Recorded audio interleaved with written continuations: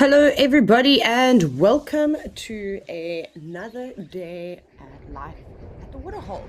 My name is Taylor McCurdy, and I will be your host, your naturalist, this voice of reason, hopefully, today. But if you have just joined us for the first time, a big welcome to all of you. This happens every single day at the same time. And you can, of course, ask us lots of questions. You can comment on the YouTube stream, or even better, use the question box on the WildEarth app. And we are starting with something fantastic, as I know you can all see on your screens. It is a spotted bush snake. And this camera that we're at the moment is in Djuma Private Game Reserve, which is situated in the Sabi Sand in South Africa. To ever found the snake, well done. We have people who work all over the world zooming the cameras, and obviously it's quite fun. But at some point we'll show you how wide the cameras really are. So to have found this is quite spectacular. I don't know if it maybe crawled over the lens and that got everybody else's attention. But isn't this awesome? This is the first snake that I've seen on the cameras of day 3, because I'll be here until next week, Friday. It must be rather chilly at the moment because the snake doesn't seem to be up to too much. Sitting very still, not even flickering its tongue. Perhaps it's going to just wait and start its day. And speaking of temperatures and weather, let's go check out what it's like in the rest of South Africa.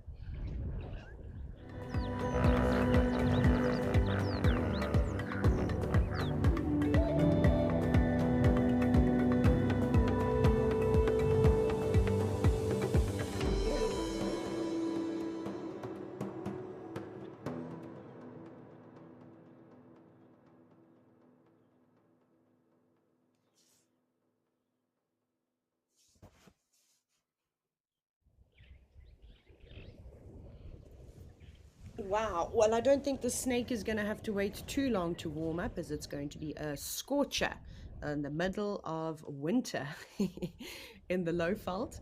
It's honestly, we have the best weather in the country. We're so fortunate. We've barely had winter this year, and actually, the last time I was at Djuma, I also found a snake. It was a western yellow-bellied sand snake, so different species to what we're looking at right now. But the spotted bush snake is definitely a species that we see all over the country. And the interesting thing, though, that I really love about reptiles is that depending where they occur, their coloration is slightly different. So sometimes what you can see up here in the northern parts of South Africa, which is quite common, and makes sometimes, I suppose, confuses people and might throw them off when it comes to identifying this particular snake, is that they have a little bit of a bronze tail to them. Snake seems to be a bit more on the active side now as it's wobbling its head. Maybe looking out for something.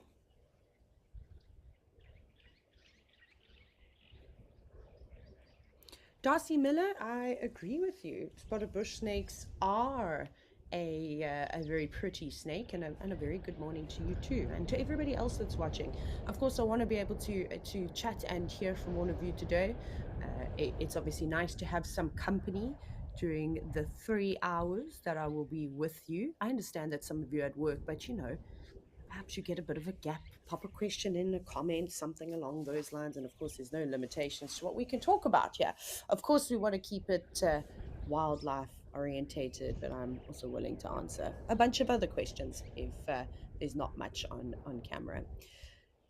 So I live in Hoedspruit, which is actually not very far from Djuma. It's about an hour and a half's drive, and it only kind of takes that long because the roads and going through the communities hinders your speed.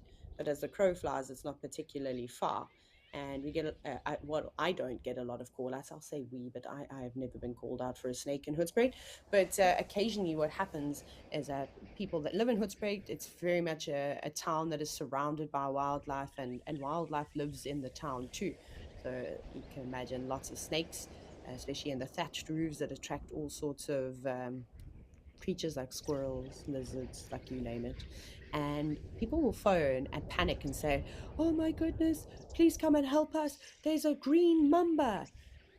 And then the people that do the snake removals, because we're very fortunate, we have quite a few of those individuals that have all the training and the necessary gear to handle snakes safely um, and gently, and then they will try often relocate them to different areas. But the thing that everyone should remember, and obviously it's quite difficult if your knowledge on snakes is quite limited, is that obviously something like, for example, a green mamba doesn't occur in Hoedspruit at all. That's very much on the east coast. So think of KwaZulu Natal, that province, or around, say, the Durban area, if you're more familiar with that town. So yeah, so we don't get them. So I always when identifying snakes, need to make sure, okay, does that snake actually occur here, or could it be something else? But I find that spotted bush snakes are fairly easy to identify. Yes, they do have a big eye, and but the iris can vary in color. Like I said, it depends on where the snake occurs. But I've seen this orangey color, and then of course I've seen slightly more red, sort of slightly darker coloration too. And then it's got the black spots on it. I've also seen some spotted bush snakes that don't have as many black spots. But again, there's a bunch of other identifying features. Also, different shades of green, a much lighter belly, and then they've got these keeled scales, which you can look for. Perhaps if you're not sure what a keeled scale is, maybe just Google an image, and then that will explain it. And that's a great adaptation to have because that assists in climbing. So they are competent climbers.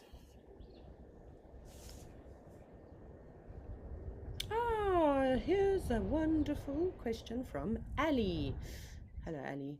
Um, so snakes flicker their tongues because it's one of the ways that they are able to pick up different scents within their environment. So I'm sure some of you have maybe heard the word Jacobson organ or even vomeral nasal organ. And that's essentially like a sense receptor in the roof of their mouth. So snakes will flicker their tongues out, pick up different chemoreceptors within the environment, like sort of like particles, and then they bring their tongue back in, and those chemicals are passed into the chemoreceptors, and they're able to basically understand what is going on. Is there maybe food nearby? Is there potential uh, more snakes around? Maybe there's a female. Um, and anything along those lines. So that's basically what they will use it for. But right now we haven't even seen the snake flicker once. It's kind of just bobbing its head around. Perhaps it's maybe trying to focus on something kind of like what owls do. Um, I've also seen those snakes, which is quite interesting, up in trees, sort of moving slowly to mimic like they're a twig blowing in the wind. I've actually seen that with vine snakes before, and they really do. Their coloration really does just look like a twig. But like I said, I don't know if the snake's going to get up to too much. Obviously, it's not quite 33 degrees Celsius yet in in Djuma, and that's what the temperature is supposed to be. But it'll still be nice and toasty in the morning. And perhaps this snake is actually living in a crevice within this tree. So definitely something to keep an eye out for. Maybe we have a resident and we can watch a snake as it goes on about its day. It's a nice tree where the camera is placed. It looks out onto Vuyatela Dam, and with such a big tree, if I'm not mistaken, I think it's in a knobthorn. I have to try and remember now. They have quite fissured bark, so if the elephants have come around and lifted the bark up a bit, you can imagine all sorts of things can kind of go in there, or maybe woodpeckers have made little cavities into the tree. So great sort of spots. And then when, of course, you have a great height, look at that! Wasn't that amazing? Waking up, obviously opening its jaw. I don't know if snakes yawn like, we as humans yawn, but I think it must be quite nice for them to open up their mouths and sort of stretch those muscles. Have you ever done that? It's quite nice to do that with your jaw. Now I'm, of course, doing it, and hopefully you're all doing it too. So I think it's just a big stretch its muscles. It didn't even. And then, of course, that it start flickering its tongue. There you go. Perhaps it's warming up enough now that it's able to start its day.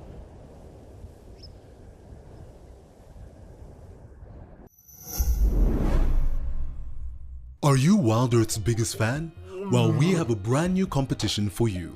Join our naturalists on Safari Live and listen out for weekly questions.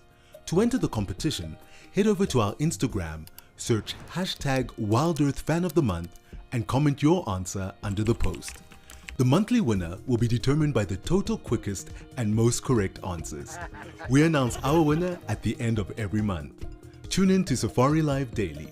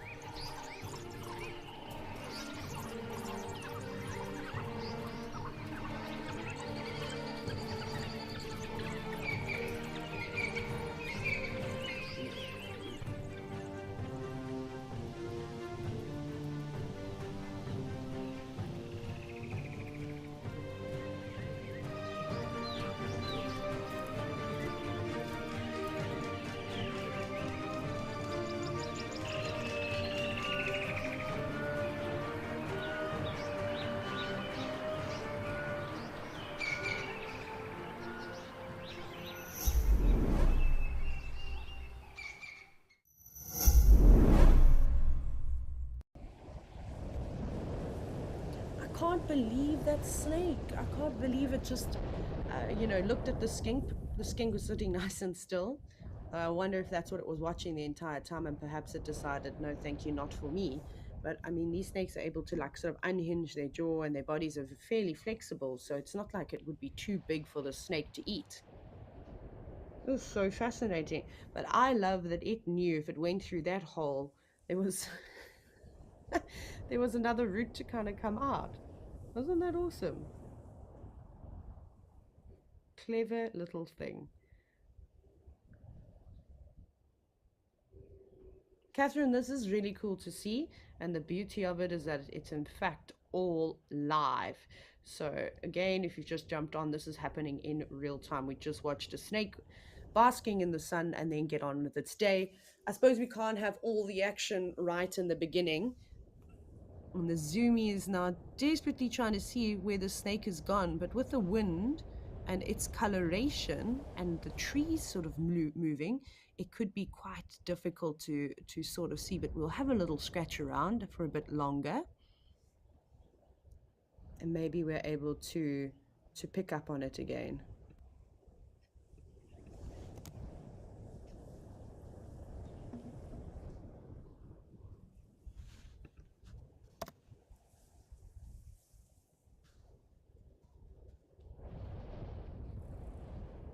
Ah, wasn't that a great view though?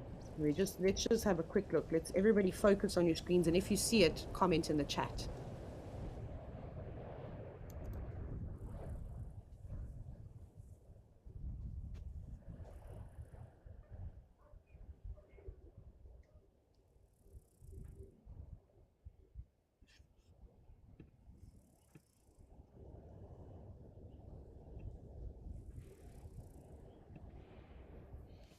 Okie dokie. I don't think we're going to have much luck with the snake, but I think Azumi is going to continue trying to find it, which would be wonderful. So I wish you the very best. And if the snake does reappear again, let's have a look at it. Otherwise, we can always have a look at the skink. But in the meantime, I'm obviously going to take you over to my favorite camera, Old Donyo.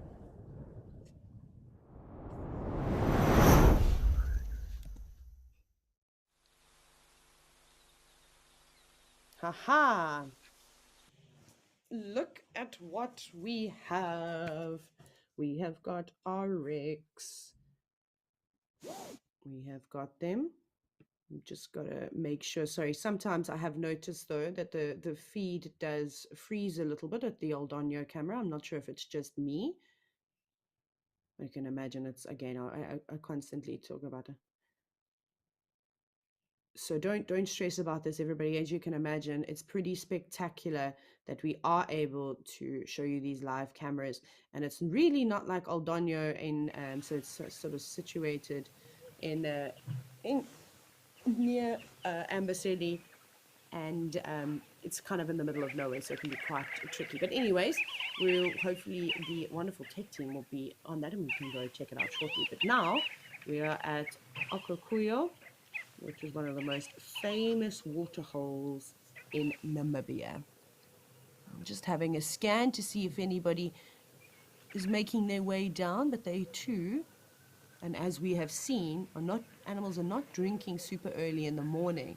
It seems as though a lot of the activity tends to come around a bit later in the day. So shall we try and guess when the first animals are going to come down and drink? Oh, there looks like, is there something drinking on the left? Or is it just oh no, there is.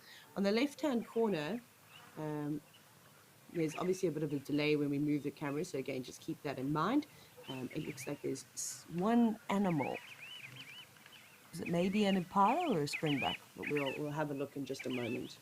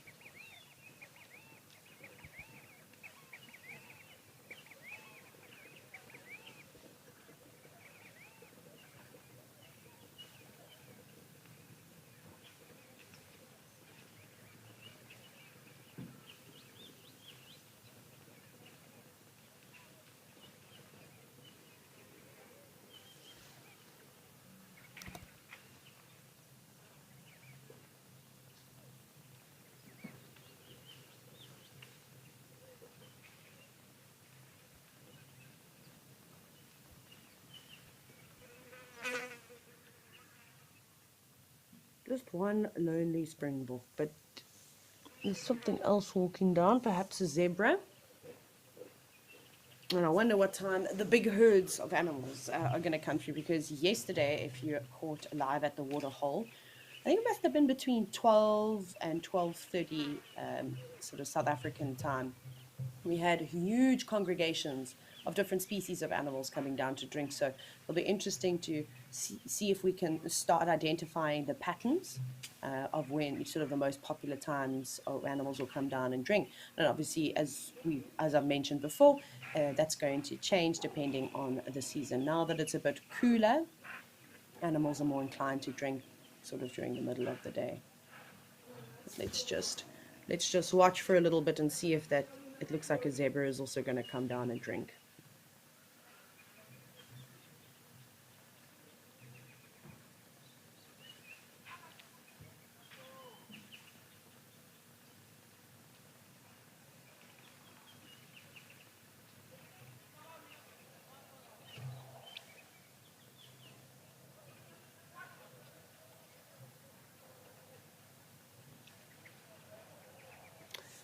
Catherine, yes.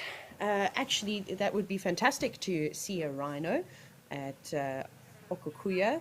And this is one of the best, or not is one of, this is the best place. This is the best pan to be able to see a black rhinos. It's famous for it.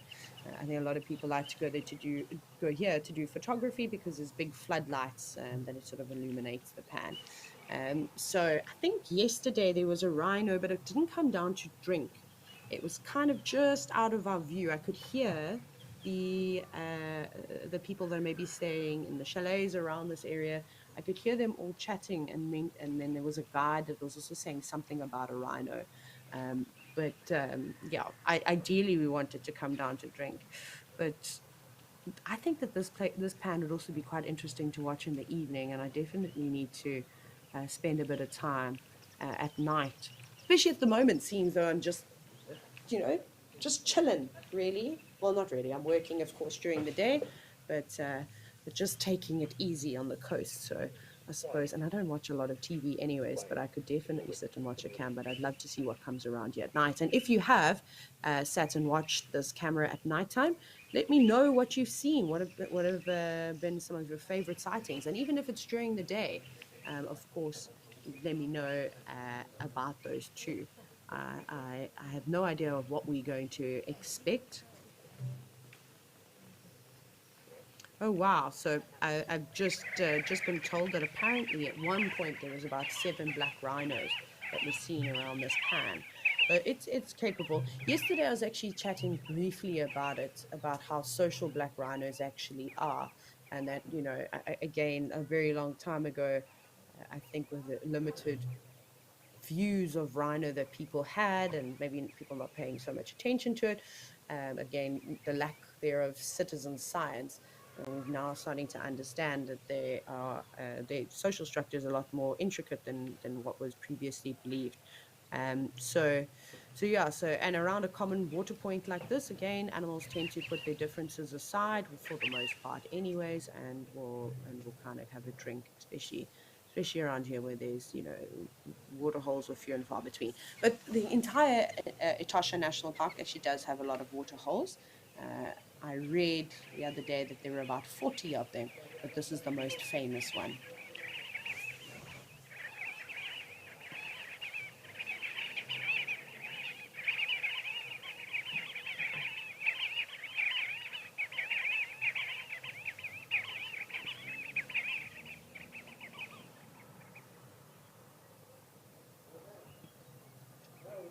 Oh, cool. Okay, that's exciting.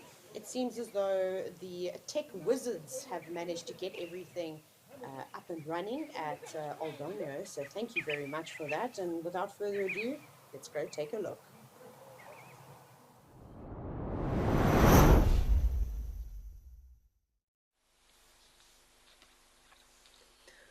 Here we go. Amazing. Just like in the snap of your fingers, just before we left, we had a couple of oryx, and now we've got eland, and now we've got giraffe. Eland don't seem to be sticking around, but the oryx are going to have a drink. And I believe there's been a little bit of confusion about oryx. I mean, obviously, when we talk about animals, it gets a bit repetitive to constantly keep repeating, the long-winded names that some of these animals have. But I want to just chat a little bit about oryx in general. So there are 4 species of oryx that are recognized. We have the East African oryx. I'm going to get back to this now before anybody says anything. Then we have the like the oryx species that we see in like sort of southern Africa, if you will. Then there's the Arabian oryx and the scimitar oryx. And what happens though with a lot of species of animals, and I think the giraffe is probably the most famous example of this, is that quite often you'll have subspecies too, but they are not separate species. They are quite closely related. And for a very long time, in fact, scientists believe that there was only one species of oryx, that it was just the oryx gazella, which is the scientific name. And through genetic testing, which has only just happened fairly recently, because of the way the technology is developed and how taxonomic breakdowns have changed, they're actually very different from one another, the 4 separate species. So within the East African oryx, which you'll hear sometimes people referring to, there are actually 2 subspecies, and they occur in different parts of Kenya. So this species that we're seeing now is the fringe-eared oryx, and occurs around, so we're going to see them around here, around Amboseli, Oldonyo, and the Savo sort of national parks too. But essentially, the divide is a river called the Tana River. And if any of you know where Mount Meru is, the Tana River. Again, I can get, there's no point in getting into too much detail, but again, if you want to pull up a map, think of Mount Meru and everything south of Mount Meru where the Tana River is, you'll find fringe-eared oryx, and then everything north of that, you're going to find the Besa oryx. So yeah, so don't get too stressed in that. Again, some of us might just refer to them as East African oryx, but I promise you we do know the differences about it. And I'm probably just going to call them oryx, because saying fringe-eared oryx 1,000 times, we'll get a bit long-winded. So I hope that that sort of helps and clears things up a little bit. But let's talk about the giraffe, shall we? Because I said that that's kind of the most famous topic, and I know a lot of you have heard about this before. But again, fairly recently, when I say fairly recently, let's say within the last 15 to 20 years, that's not that long ago. And even now, so in the last 10 years, it's unbelievable how technology has developed. So I suspect there are going to be so many more changes as we realize that different species that we thought once stem from one species are actually are very genetically different. So with giraffe, there were 9 recognized species initially, and now it's been determined that there's only just 4 species of giraffe. So this is the Maasai giraffe, and then of course you get subspecies of the 4 different species of giraffe. So that's it.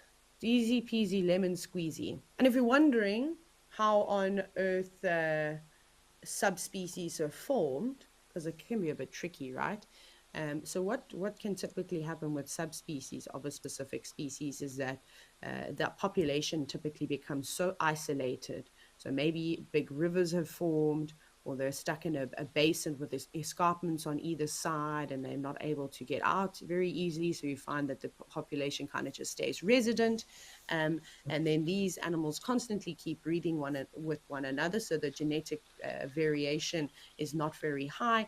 And then over extremely long periods of time, they might start to form certain like physical differences. So maybe there's a slight coloration difference, or their markings don't match up perfectly, or maybe they get a little bit bigger.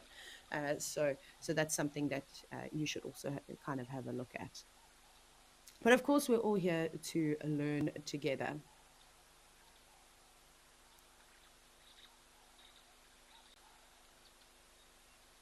Jive Bunny, you said thank you so much for the information about the fringed-eared oryx. It's an absolute pleasure. And of course, we can't know everything all the time. And I quite often say I don't know fairly regularly, because the last thing that I'd want to do is obviously tell you kind of big stories.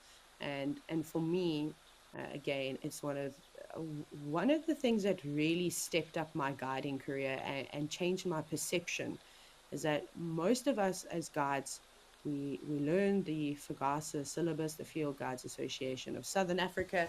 They have developed a standard, which has pretty much become the most, the standard at lodges, and it's obviously highly recognized throughout Africa. A lot of people from all over Africa come and train and learn it. But the thing is that it's so tricky, because there's a manual that we learn, we do exams, we do all sorts of sort of testing, but in the end, that information is very limited, right? So as a guides, and because we don't all come from a scientific background. For example, for myself, I never went to university. I didn't go and study zoology, or some kind of biology with animals, or even geology, like you name it. I just did school, and then I started working, and then of course I trained as a guide. But it's been so important to stay updated. And I love books, but books are outdated, unfortunately. Like one of my most favorite books, it's called The Behavior Guide to African Mammals, and it was written by Dr. Richard Estes. He is a world-renowned animal behavioral specialist, but he really, his passions were formed around African mammals. And I love his book so much, but there's so much stuff in there now that has been disproven.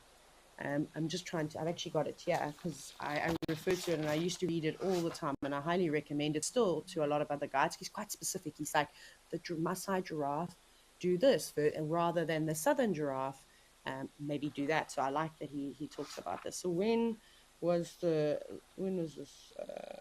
I'm just having a look to see when the last edition was updated.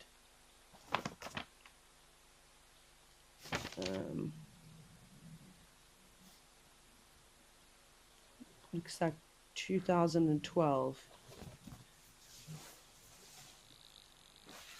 There we go. So you can see how old, that book is 2012. A lot has changed. Sandra Johnson, you've made or asked, sorry, if there was initially just one species of giraffe.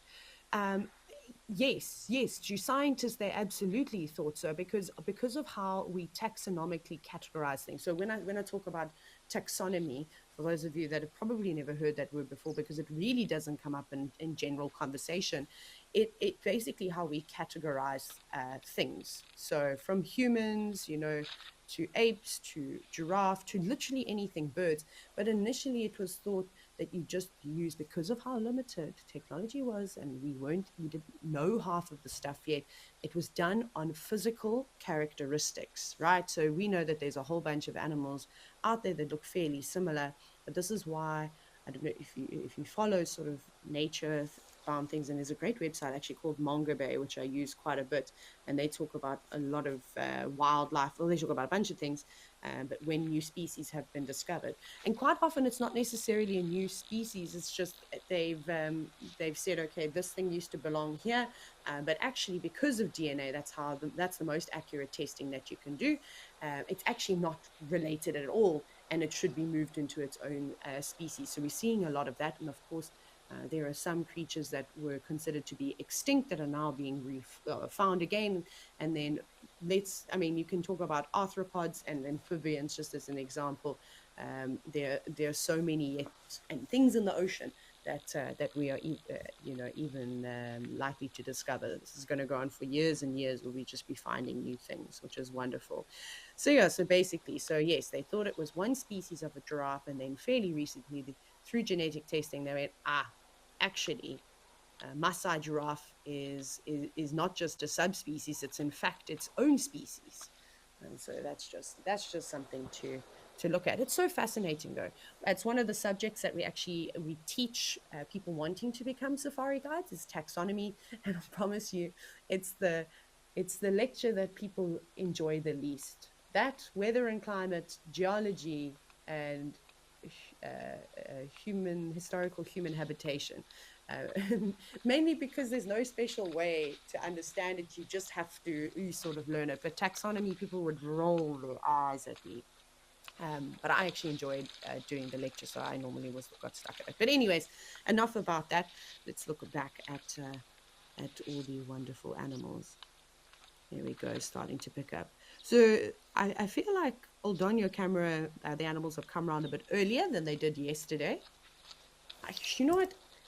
It's so funny. We sit here and we're so lucky that we get to watch this, not the same things over and over, right? We're at the same waterhole. We should be doing like our own little citizen science. Now, I'm by no means like I said, a biologist. So I have no idea how to do research, but I'm quite fascinated to see, like, what times are we seeing a lot of gatherings of animals, and how different does it change during the seasons? So I'm going to make little notes for myself, and it could be something that you do too. So I'm going to put here Donyo. I said properly. My English accent comes out. And I should have done this in the first 2 days, but what is how crazy is this? I don't even know what the date is today. It's the 18th. Oh, it's my birthday in 10 days. I also forgot about that. 18th of August, 23. And we kind of, let's call it 10 o'clock. Let's just do 10 a.m. because we've seen quite a bit coming down. And then it'll be nice to see it Okukuya and see what happens that side.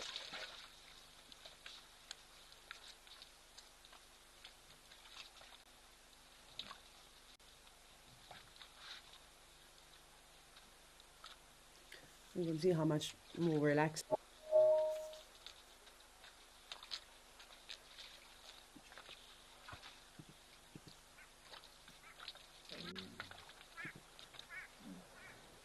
You might even hear my stomach rumbling. I don't know why I'm so hungry today. Easy B, you've asked if oryx are... Oh, sorry, I completely didn't I missed that completely.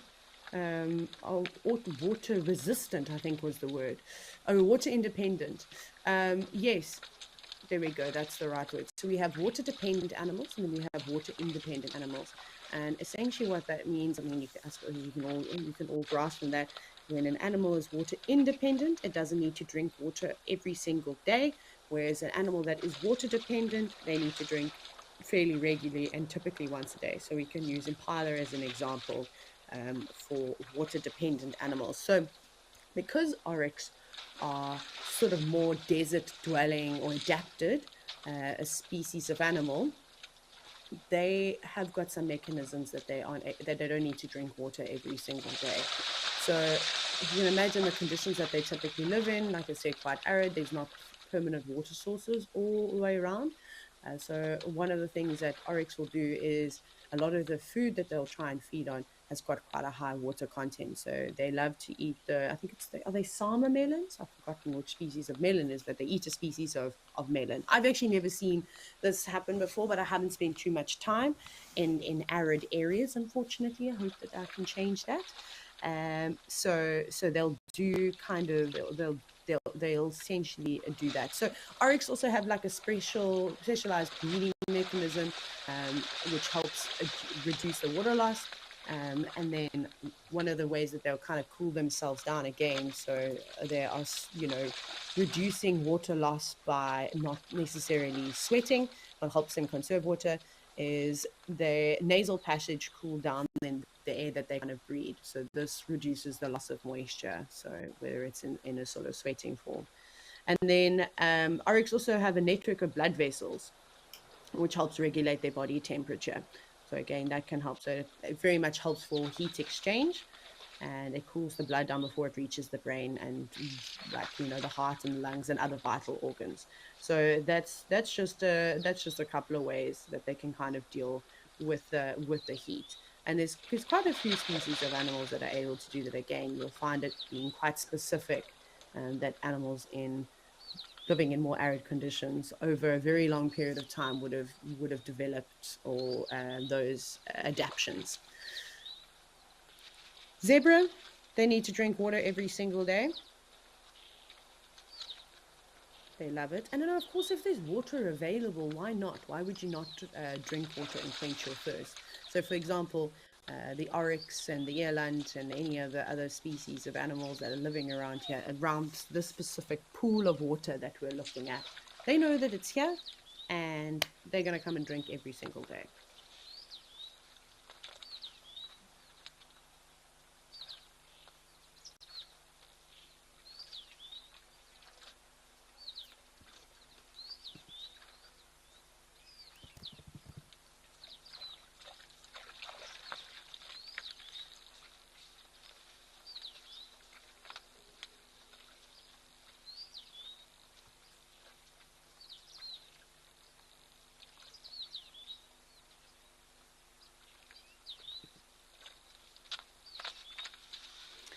So, Catherine, an interesting question from you. It seems we're on the topic of species and subspecies of animals. You've asked, are the zebra that we're seeing here at Aldonio a different subspecies of the plain zebra? So there's, as far as I understand, there's 6 different subspecies of plain zebra.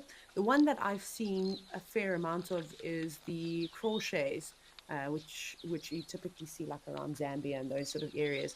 And you've mentioned that the reason why you've come about this is because they don't have a shadow stripe. I'm actually not sure which subspecies it is, so I'm going to have to do some research on that. I've completely blanked, and I actually don't know if I've read. So I'll have a look for that just now, and then I'll get back to you, Catherine. But thank you for that. It'll be another bit of knowledge that I can add to the library inside my head that the hamsters run. I'll have a look. Let me have a quick look now. I'll see. I'm going to just check one of my books so you can all just enjoy.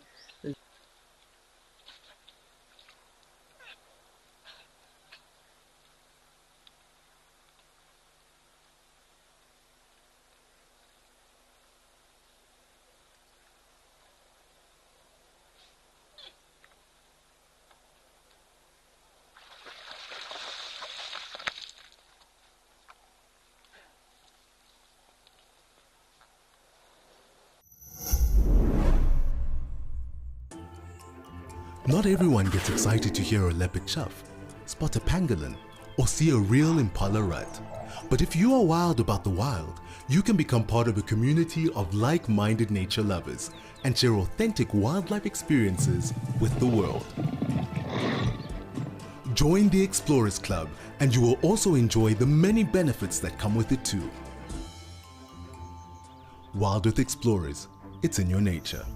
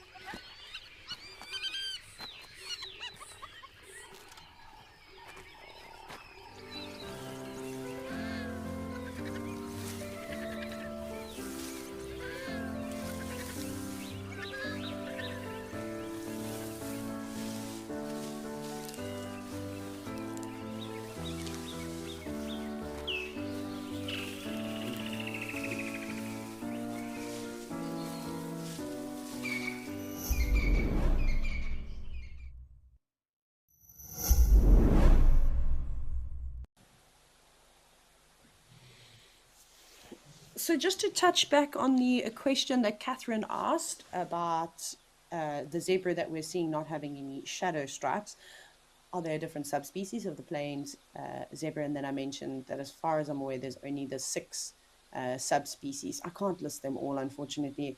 And then I mentioned the one that I've seen, which is the crochets, especially down in Zambia. You see that quite often. And then in Namibia, we see the Chapmans. Oh, perfect, on cue. And then I just quickly had to double check in my the behavior guide to African mammals. I just had a quick look because I couldn't remember which of the subspecies that of the plain zebra that we see in Kenya, and it is the grants. Thank you very much. You're reminding me. I'm going to have to go back and look for all 6 of them and write them down in my notebook so I don't forget again. So thank you for that question. It was wonderful. Oh, that zebra's not getting a chance to come in. I mean, there's plenty of water around. You could also just move. It makes me laugh how the animals always just have to literally sit on top of one another. And in they go.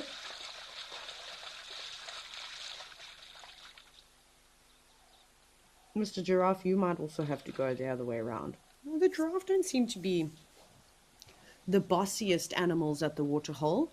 They're quite tolerant of one another. I'd love to know what it must be like to look down on everything.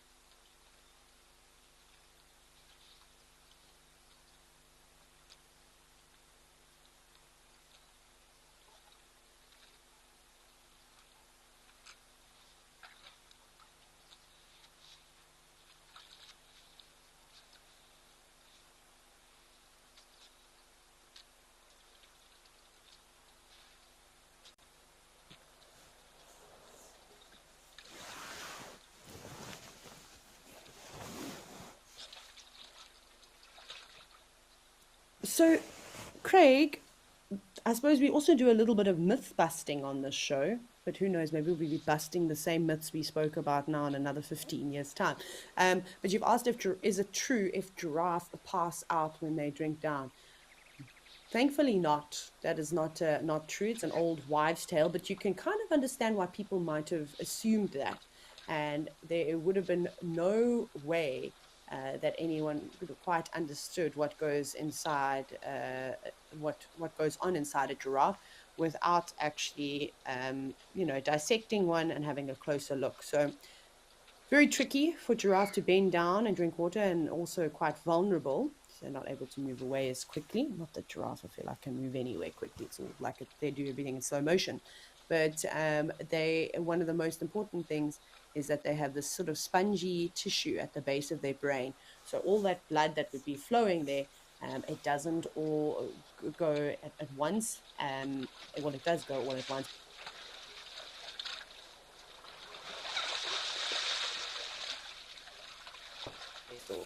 Able to stay down there for too long. And again, because it's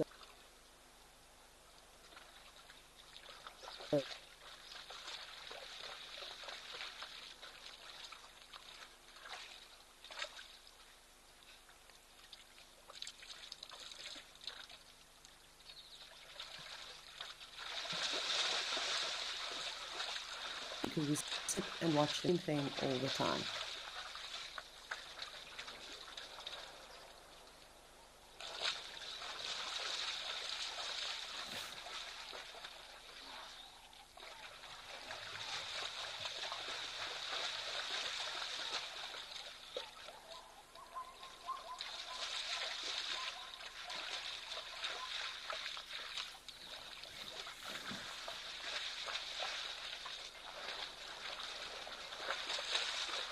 There's a zebra on the left. She looks very pregnant. Something else that we can get confused with looking at zebra, because they all look so fat and healthy, because of their very simple digestive system, they produce a lot of methane gas, which causes a lot of bloating. So that's why those stomachs always look so round like that. And with horses, we have to be quite careful with them. So, for example, you shouldn't just feed your horse and then go off on a ride, because what happened is that the stomach can actually twist. And in fact, when they get something called colic, it's like obviously called, I mean, babies get colic too. It causes excruciating pain. A lot of wind is trapped, and it causes severe muscle contractions, which are very painful. And again, we see that quite a bit. I don't know about zebra, actually. I think it's quite tricky because not people didn't really domesticate zebra, so I'm not sure if they suffer from it. But then what happens is that horses will roll around and kick, and that's not good, because that's, of course, when they can completely twist their stomachs, and then they can die from that. For the most part, if the horse is twisted its stomach, it will die unless you can get a veterinary clinic that's able to perform the colic surgery to sort of fix it. But now I'm curious. Now I'm going to have to ask Google very quickly, can zebras get colic? Or do zebras colic? That's probably the better way to word it. I imagine they must, but it's, yeah, so it just says, yeah, all members of their family are susceptible to colic. Okay, it's funny. I'm actually going to try and keep an eye on it, and I don't think I've really seen an example of it. They're in complete agony when they're in colic. Like I said, you'll typically see them rolling around a lot, but standing, not doing much. You know what it's like, when you just kind of keel over in the fetal position. Obviously, they can't really do that. A good thing to do is to walk them, and hopefully that helps encourage the gas to release. Obviously, you can't just take a zebra for a walk, though.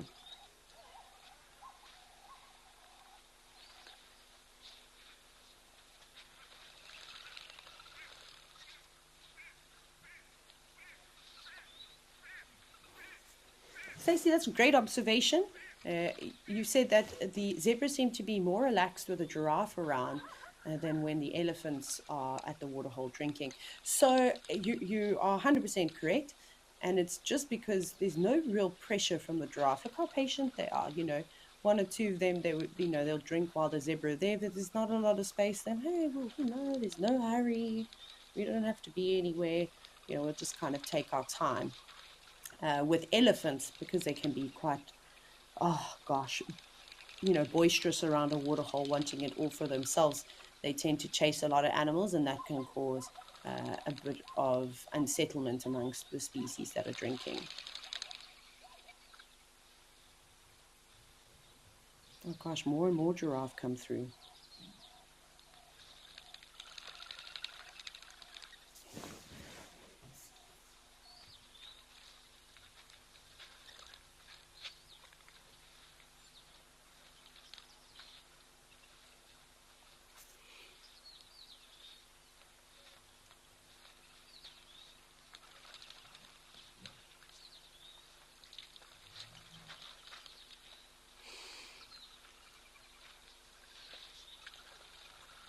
There you can see them as they bend down and suck in water. They're actually drinking it when they're like this too.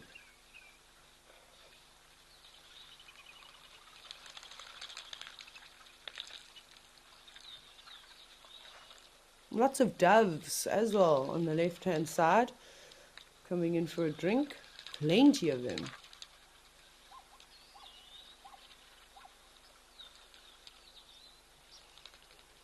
I haven't seen the superb starlings around for a little while. Hopefully they come back.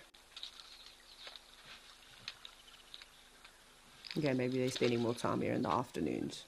Goodness gracious. Like, are all the doves in this wilderness area coming to drink? Was there some kind of memo? Oh, this is going to be awesome. I hope even more giraffe come through and kind of surround this pan. That would be really interesting to see.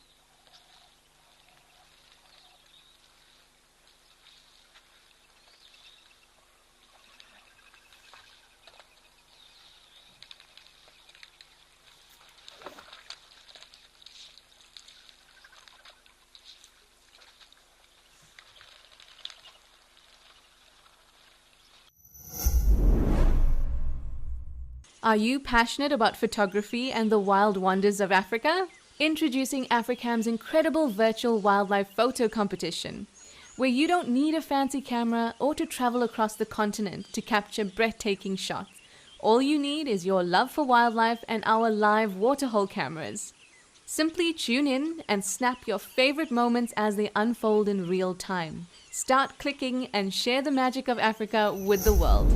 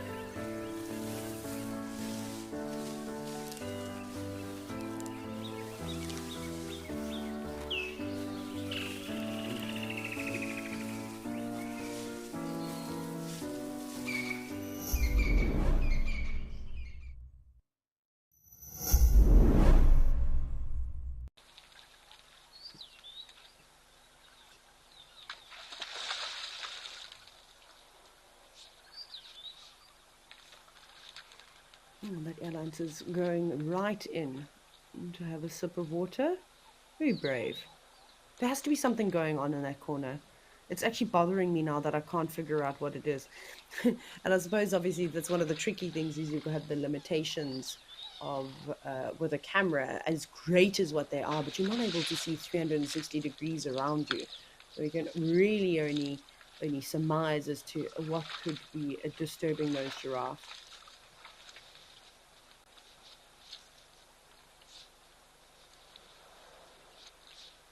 Well, they don't seem to be very happy at the moment, but I think a lot of them have drank their quota of water.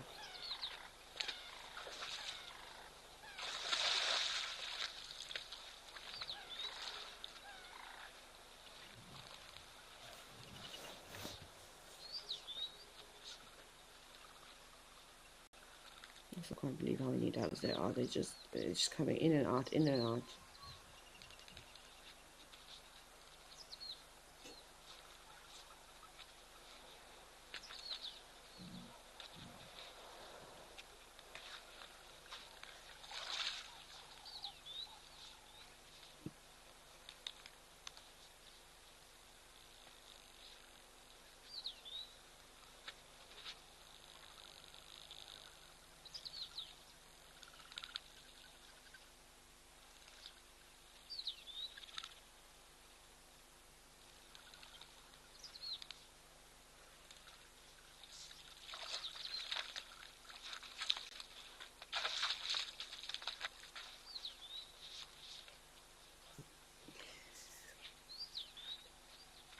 Synchronized giraffe drinking. No. I like how they go down and then pop back up again.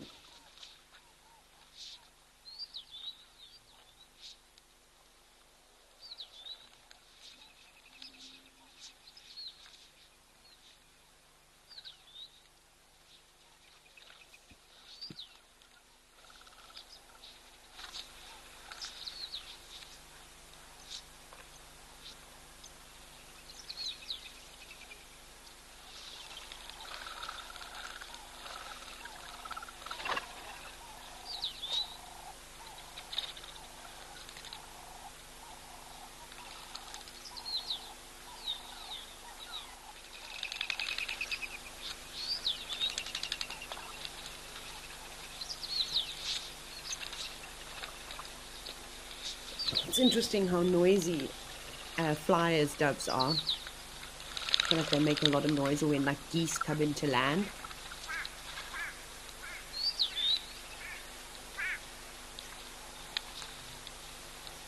There's also some other bird making a noise going quack, quack, quack, but I have no idea what it is. I think it's probably a starling.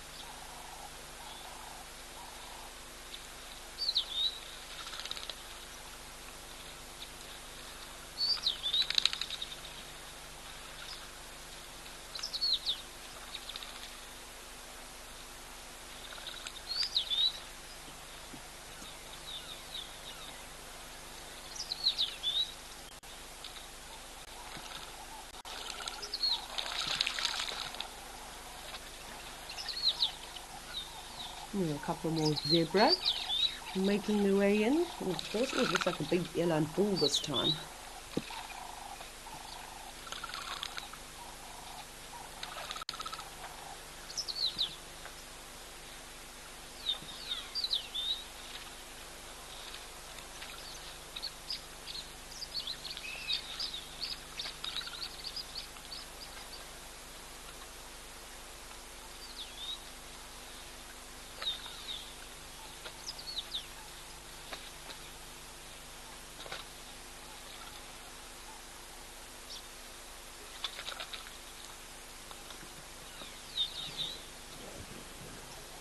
Okie dokie.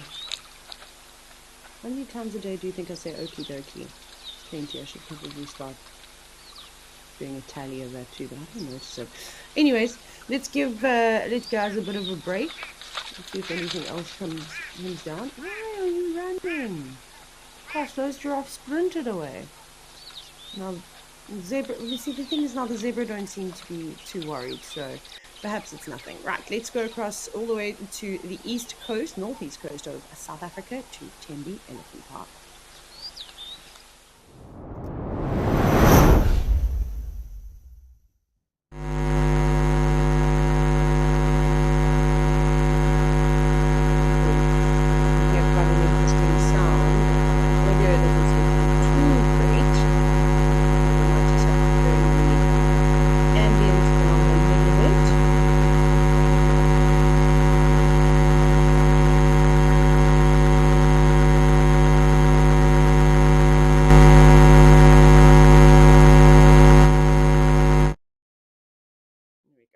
Just going to switch it off completely.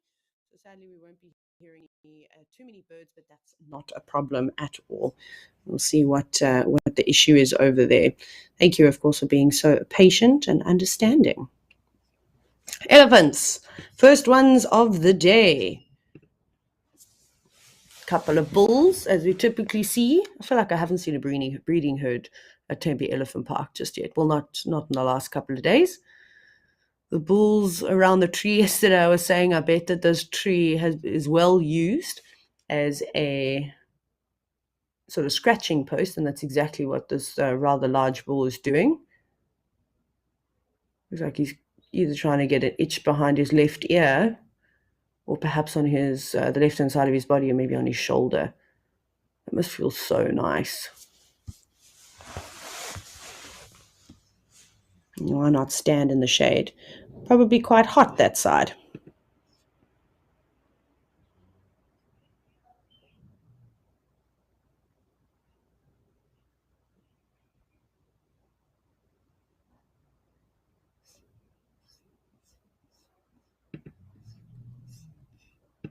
Ooh. So we're going to basically go from one sighting of elephants to another. Let's go back to Djuma. It seems as though a couple are arriving at the dam.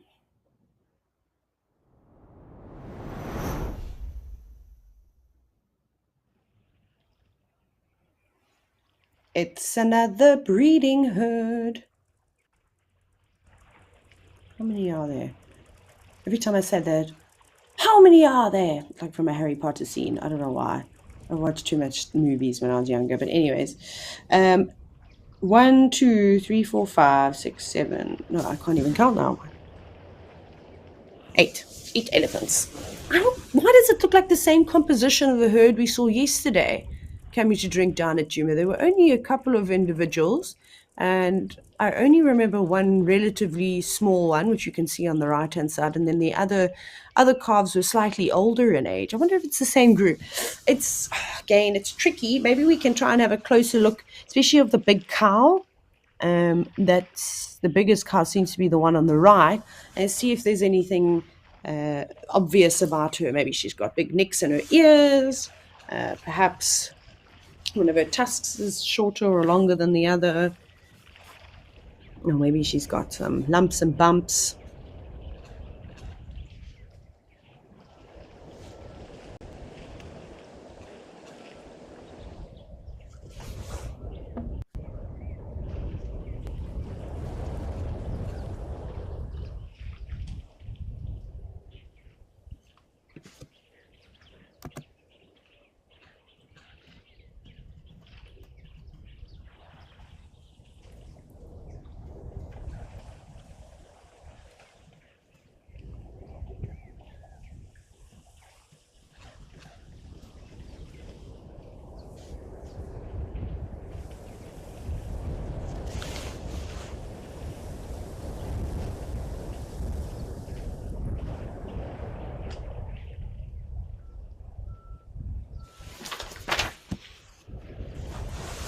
So hopefully we'll be able to get a closer look at some of the adult elephants so we can understand if it's the same group coming down. But Craig has a question in the meantime.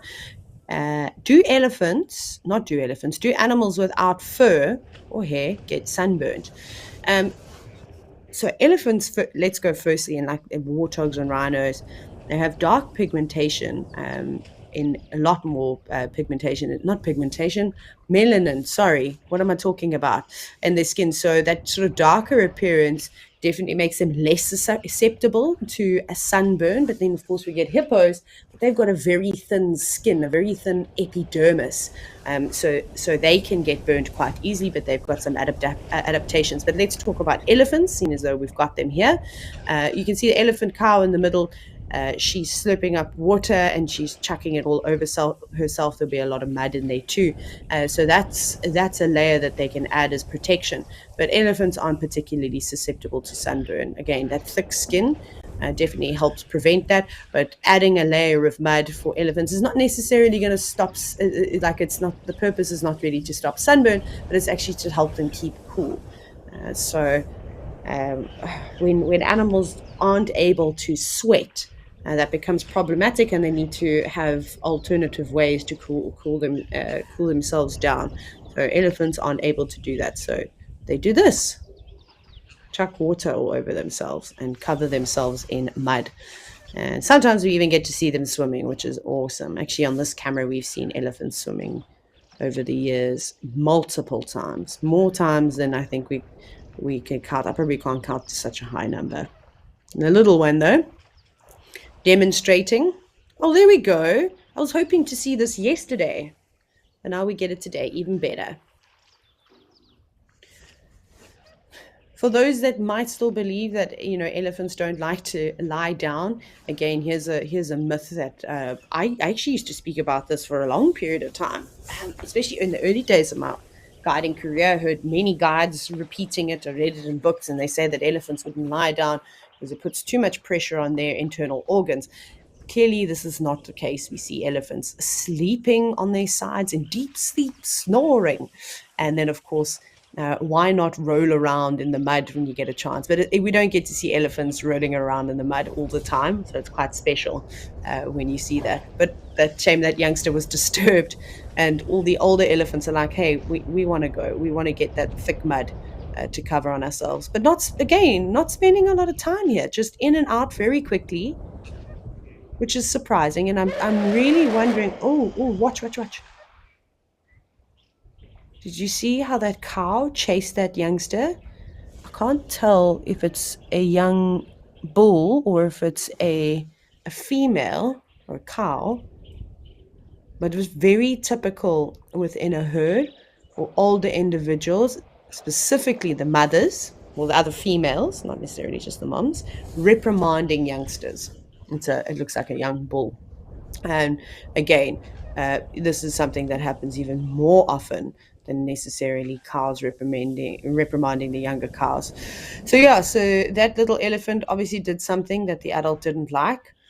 They do become a lot more boisterous, as they start to get older. Maybe a little bit unfair. I didn't look like he was doing anything particular, but perhaps he communicated something to her that she didn't quite enjoy, and said, "Hey, get out of there." And in fact, Jamie had a crazy sighting many years ago where she watched a cow pin a young bull to the ground. So that's a serious hiding that a youngster will get. Better be careful. Now there's an obvious split. Most of the group moving off to the left, and then one cow and what I assume is maybe her youngster feeding in a different direction. So there's, like with any social group of animals and in families, there's quite often feuds that go on, and you can't be friends all the time. So maybe there's just a bit of friction amongst the herd, so they might go and feed off and come back later when everybody's cooled down, figuratively and literally.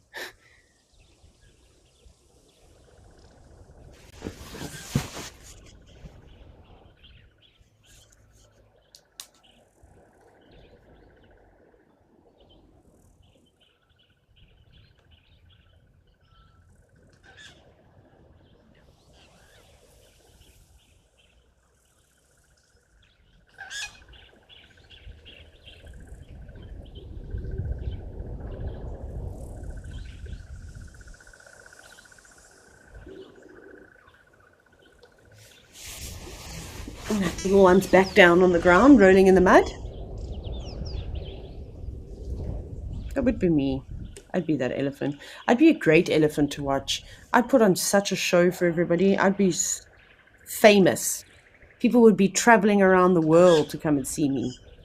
I suppose Susan, I mean, obviously her name is not really Susan. We just gave her an affectionate name, which obviously sometimes, we quite like to do, especially when we start to get attached to animals and we see them regular basis. But I used to see her down at Pridelands all the time, and she used to make me laugh.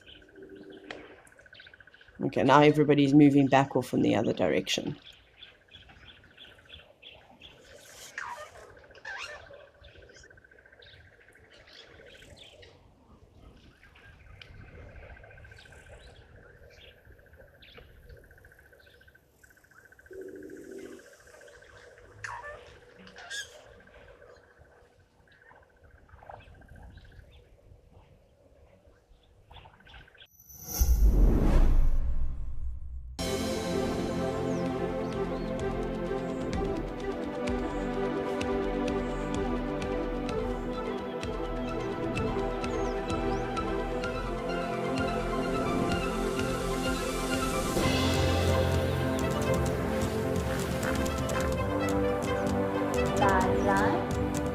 Those sounds just go straight through you.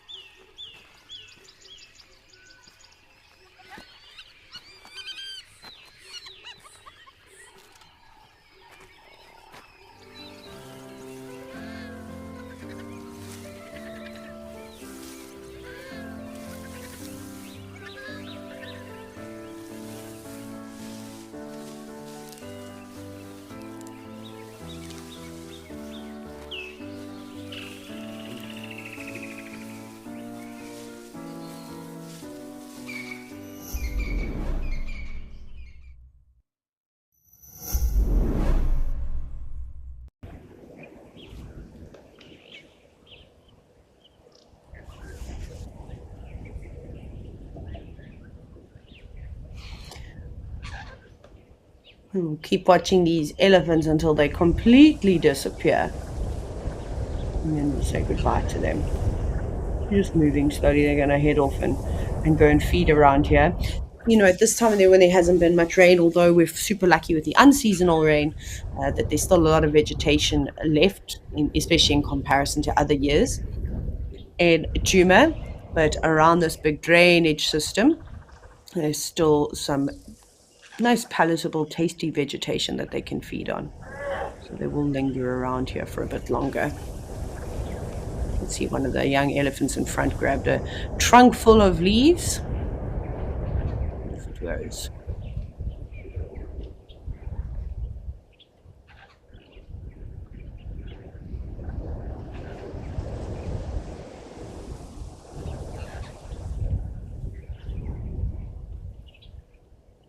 Now you can see they just stopped to have a bit of a break for a snack.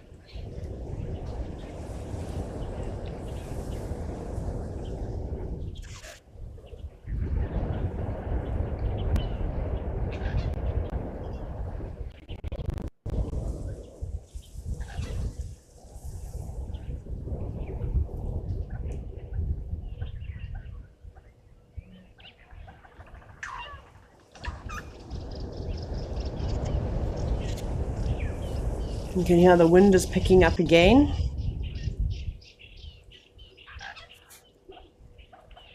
So funny. This morning when I woke up, it was beautiful. It was so still. There was not a breath of wind. I'm obviously not in Hoedspruit or in the surrounding areas where the Sabi Sand is, but all the way down on the southeast coast.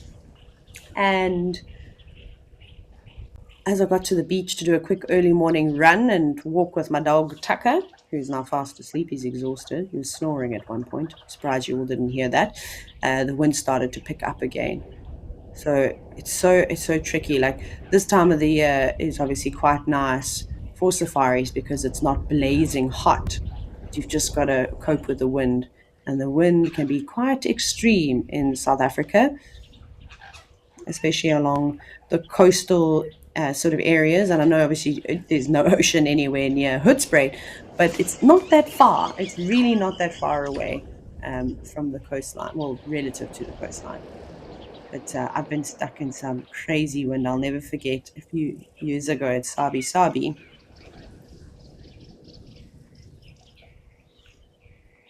And while I was on safari one day, the wind picked up so badly. It was gale force winds. There were trees blowing over. There was so much sand. You were getting whipped in the face. So eventually we actually called it, and the head guide said, everybody should return to camp. Because it's a bit dangerous. You can imagine, you don't want a tree to blow over onto your cars. So that was the end of that safari, but we kept them all entertained in other ways. Rose, I don't think I've ever been asked this question before, so thank you so much. I love how everybody thinks so differently. So you've asked, do female elephants fight to become the matriarch? I suppose that's something that we typically see with hyenas.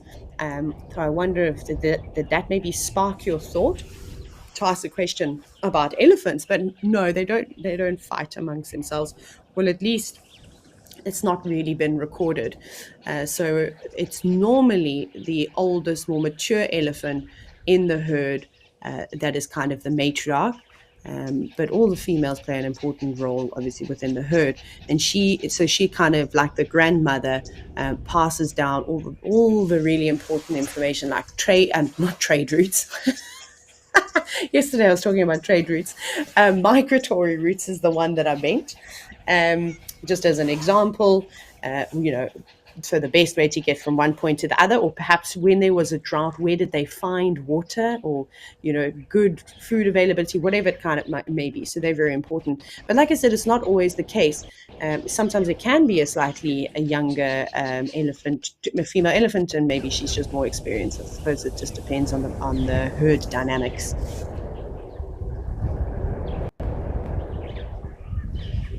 I'm not sure if there's any elephants evidence. What is wrong with me?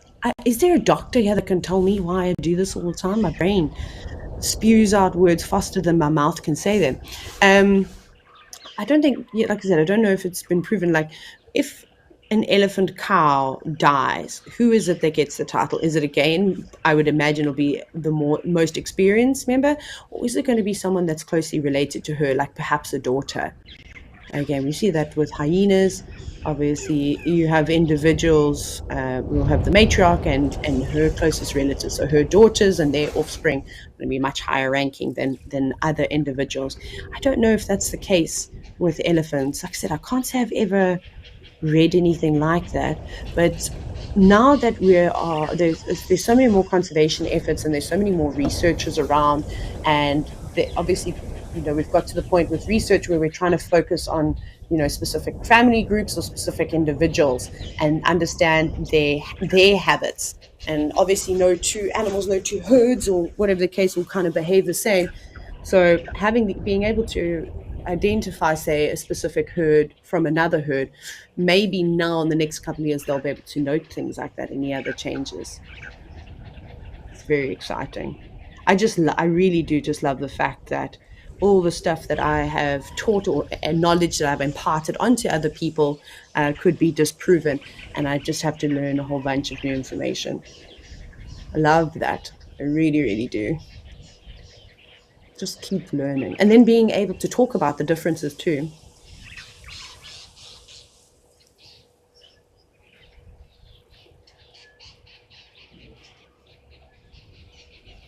It's time to say goodbye to the elephants. Ta-ta, as they also disappear. But let's go back to Okukuyo. There's some wildebeest streaming in.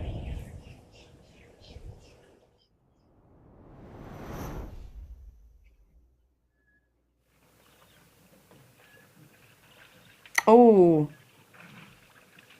look at this. More and more wildlife coming down now. Where's my page that I said that I'm going to write the different times down? I have so many notebooks, I really can't. I can't keep up. Sorry if the me paging through my notebook is annoying you. How on earth have I lost that? Slightly later in the day, though. I have no idea where it is now. Okay, I'll have to find it later. Anyways, so springbuck, wildebeest, gemsbok, which is gemsbok or oryx, the different species.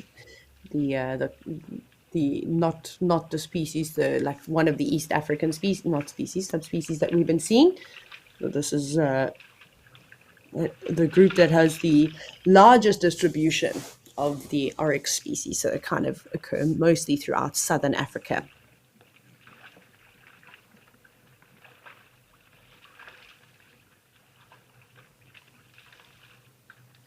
Slightly bigger herd of wildebeest than what we've been seeing. It looks like there's so many animals. There's another black line. Well, they just look black from here, moving across the right-hand side of the screen. We'll see if they come, whatever they're going to be made. I don't actually know what they are. They look so little. Is it possible that we can have a look to pan to the left of the dam? This pan, sorry, a little bit. I think I saw a Corey bustard.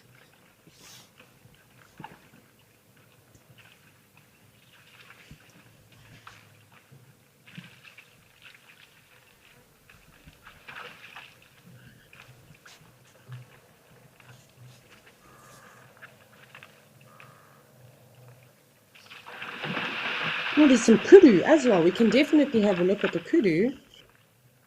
I swear these animals can hear my voices. As soon as I get excited, they all run.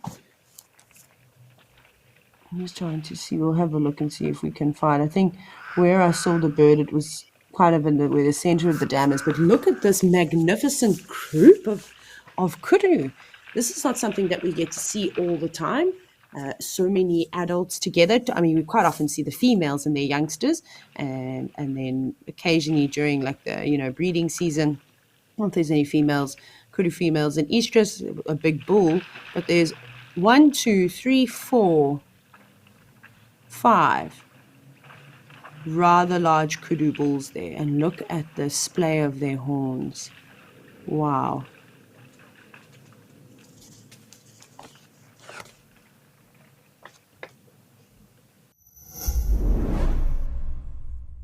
Do you love relaxing at a waterhole with the sights and sounds of Africa all around you?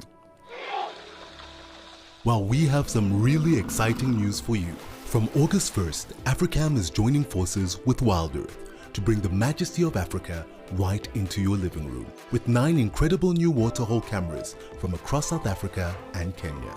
Get ready to embark on a new journey. This is Live at the Waterhole.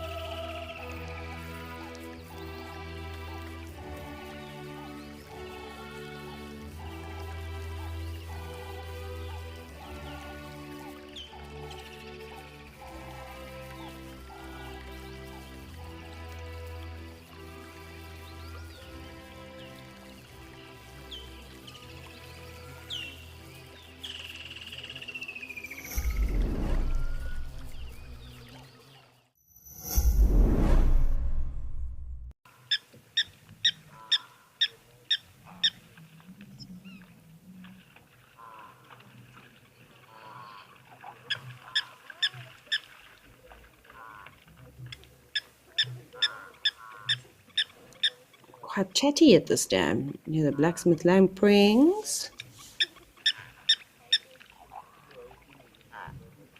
Here are a couple of other things. Oh, I see the Corey bustard. It's literally on the right-hand side of the screen, quite close to the water's edge, next to the wildebeest. And maybe we'll try and get there and have a closer look at the Corey bustard.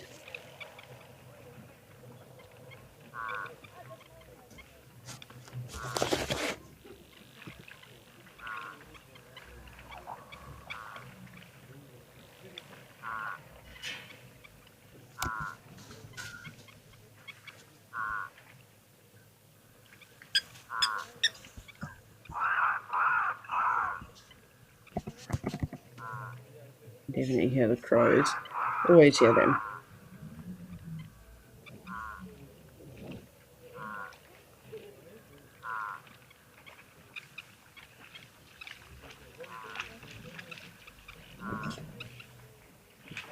Crows are always so chatty. Just trying to see if we can get a good view of this Corey bustard, but it might just take us a bit of time.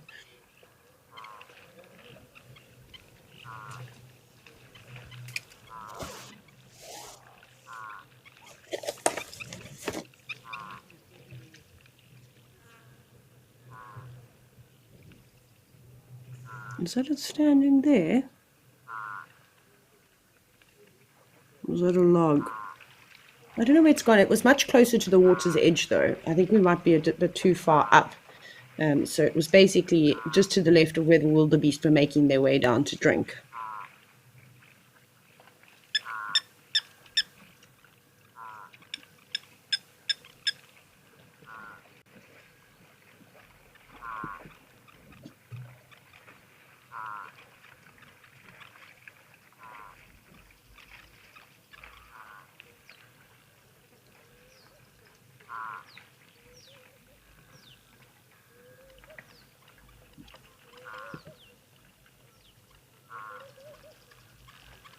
Can anyone see it now?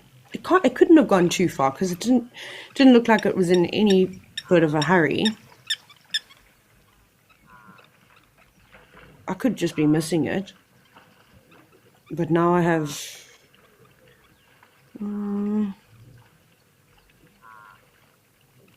it's so sad. Come back, Corey bastard, I want to look at you. Maybe we'll see it moving again. It's so camouflaged, though.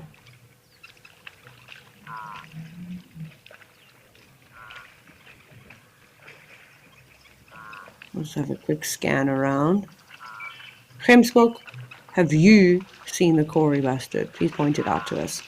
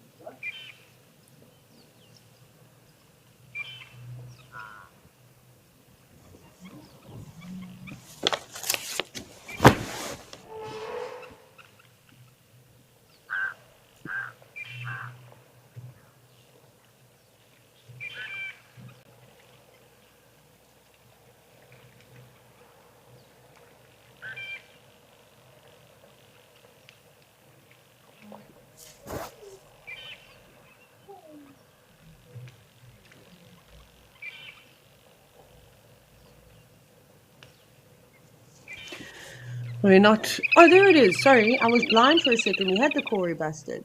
If the Corey bustard and the springbuck are about to meet, for a moment I gazed away, but it's there. It's just to now. It's just to... Let's see. Obviously, there's a delay with the controls, so we're going to try and have a look again.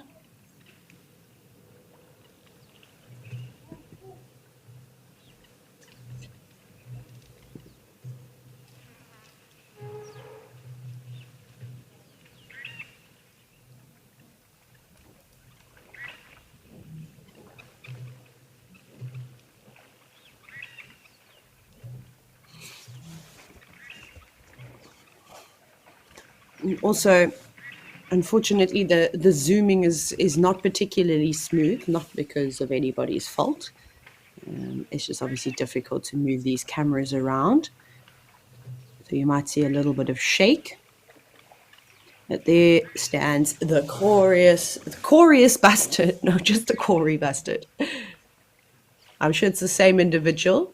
They are quite pedantic about their space that we keep seeing.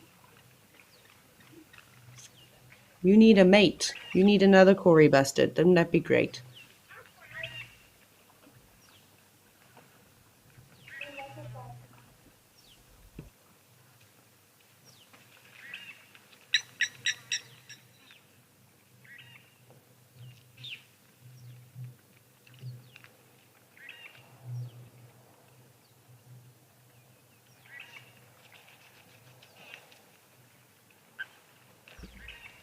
Is it going to come down to drink like we saw it yesterday? Yesterday was awesome for me because we were talking about bird species and how not all bird species need to drink. And I wasn't sure if the bastards actually go down to drink because it wasn't something that I'd necessarily seen before.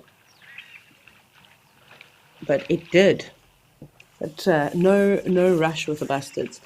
You just kind of take their time. And something that I find so fascinating about Cory bastards is that in areas that they occur, there's a lot of cultural stories around these birds. So, in some cultures, they believe that they, were messengers, which is quite cool. Carrying various spiritual messages into wherever they need to go to the individuals, probably the higher-ranking individuals in community. And then because of their elaborate courtship displays and their very booming calls, I don't know if you've ever heard a Cory bastard calling. I'll maybe play it now. So this is kind of like they believe to be them quite supernatural as well. And as we've seen, as it's very patiently making down to the waterhole, again, they symbolize patience. There it goes to have a drink next to the springbuck. Now you can quite nicely see the difference in size. Obviously, springbuck are not the world's biggest animal. What a Cory bastard in terms of flying birds are really enormous. Let's go onto this bird app. Let's do Cory bastard. There we go. Let's see what calls they have available. Oh, we have 2 different calls. Okay, let's listen to this one first. Hang on, I need to take those out. Oh, why won't it? Oh, let's do this. Sorry, everyone. I'm pretty useless at technology.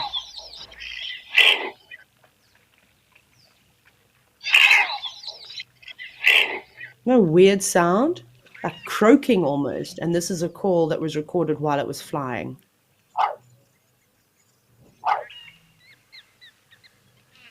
Sounds like a dog barking. Anyways, unusual call. Maybe we can keep an ear out for it and hopefully we can hear this individual. But they're fairly silent for the most part. I was thinking even when I spent quite a bit of time up in Mashatu, and I was, staying there for weeks and weeks with eco training, I can't think that I ever heard one call before.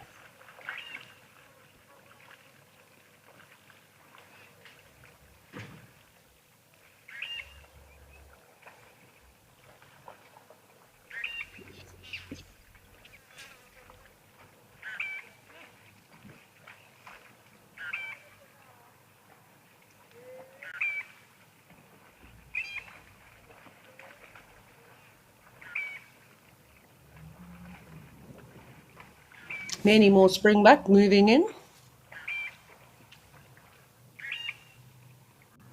I do hope we get to the point where we have all the different species of animals all gathering, like loads and loads of them.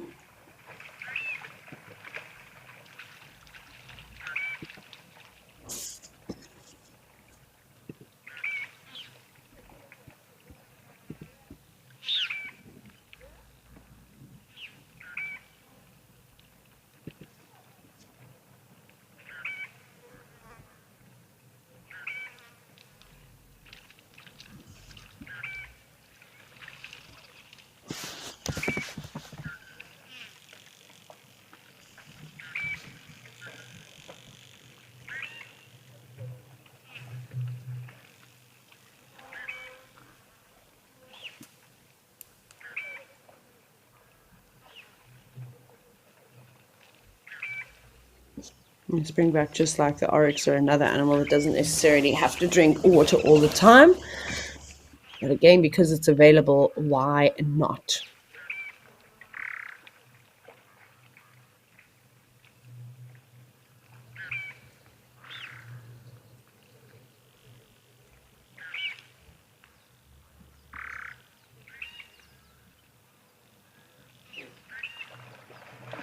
You hear the fork-tailed drongo also making some interesting sounds.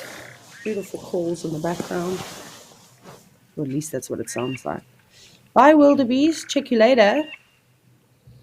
Maybe they'll stop and turn around and realize that they were panicking for no reason. I'm waiting for the day that we are going to get some predators around the waterhole, especially during the show. And normally, as it's, typically quite dry at this time of the year, that, during dry seasons, can't talk realistically, in dry seasons, what we will see is a lot of animals hanging around, and specifically predators around water holes, in the shade of trees, or tucked away in some bushes. There's a better chance of them catching something if they rush towards the water's edge. Those animals can be pinned in there, but as we've seen, they're also quite capable and very happy to maybe dart through the water to try and get away. Not all, for example, lions like to swim in water. When they absolutely have to, they will. But in certain areas where there is a lot of water around, then they have to get used to it.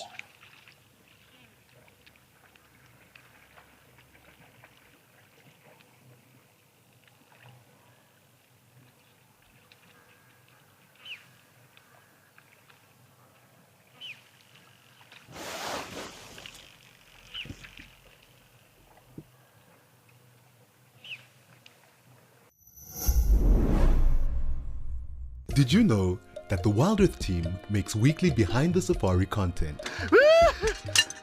Would you like to get to know the WildEarth family better? See how we live. This is Igor's bedroom. Learn about our production process. And see the antics that happen off camera. Sign up to be an explorer and you will get access to all this content and more.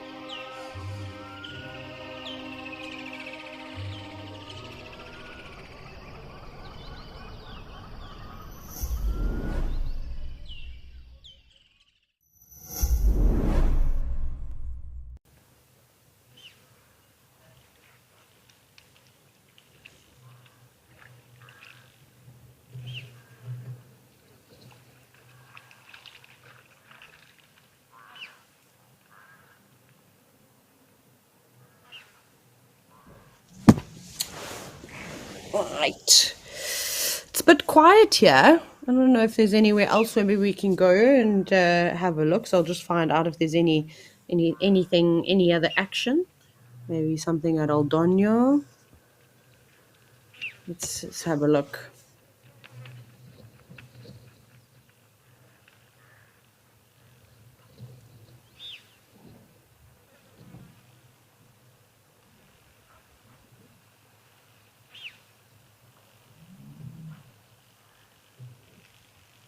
I think we might just have to sit here for a bit and maybe just enjoy and see what kind of comes down. The other cameras are also a bit on the quiet side, but we've got people watching carefully. So we'll switch between them. And sadly, we can't go to Camphor Dam today where all the flamingos are because just like yesterday, it's so windy. So the camera is shaking around so much, and also the wind noise is not too great. So we will have to save the flamingos for another day. But otherwise, turn the volume up and enjoy all the beautiful sounds that we'll find around the waterhole.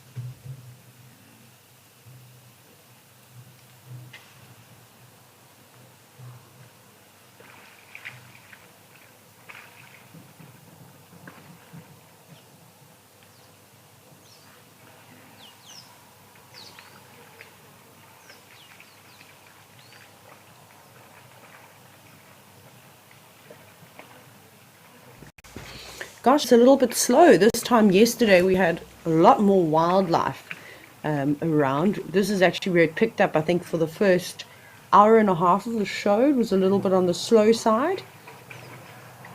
And now it's like the other way around. Maybe we can pass a message on to the wonderful Zoomy that's perhaps zooming the Juma cam. Maybe we can have a look on the tree that the camera is positioned. Maybe we'll find a skink. We saw one very briefly in the sighting with a snake. In case you missed that, actually, we had a really cool snake sighting to start the show off today. And maybe we can see what else is just sort of moving around on that stuff. So if there is anything, they'll let me know. Hopefully.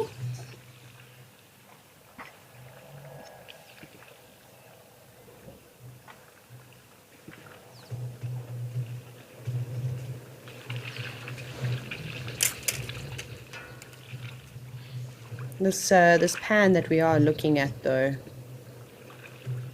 is rather special, and in fact, it's like one of the old, if not actually Africa's oldest salt pan. I haven't really spent much time in salt pans. Only place I have been to is the Mahadi salt pans, which kind of forms like I suppose the basin of the Okavango Delta.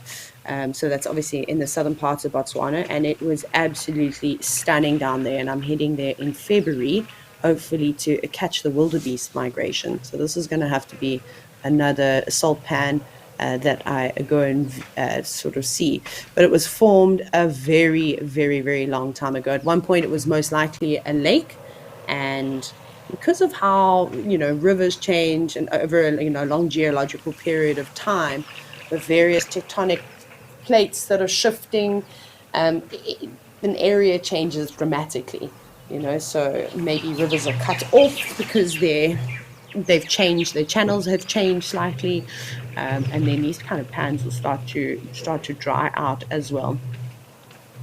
But as far as my understanding goes, is that this pan was specifically formed during the breakup of I'm sure you're all familiar with the supercontinent Gondwana. And again, this is one of the cases where there were tectonic forces, and that caused the Earth's crust to stretch and basically thin. And then it forms a depression.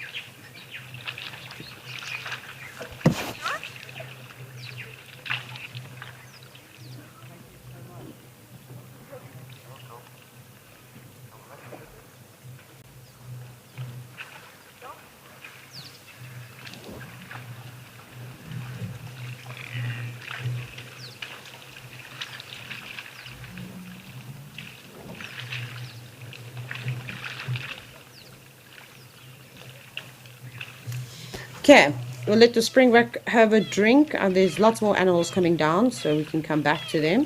Let's go check out Odonyo. More eland are coming down to drink.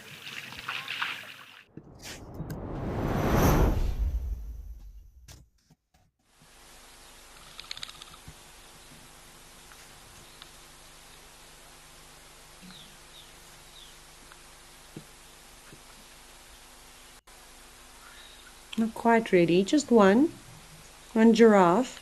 Come on back in. Oh, the starlings are there.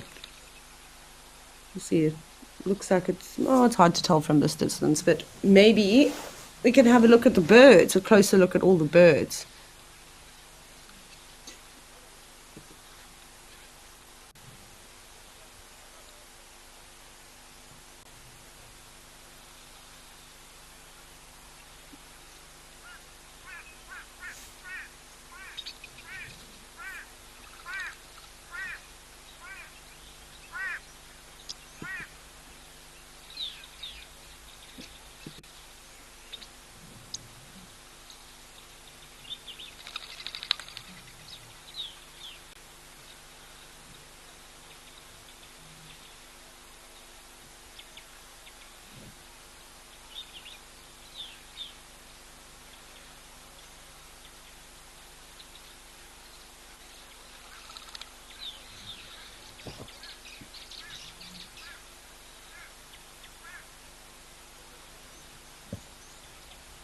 Hopefully we can catch those starlings before they fly off. We can identify which ones they are.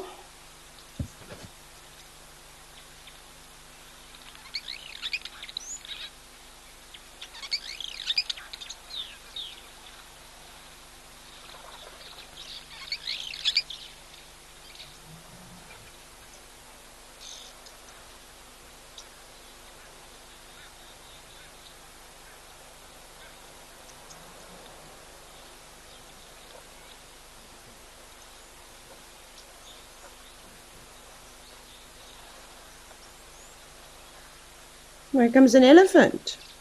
Ooh. Hello, big boy.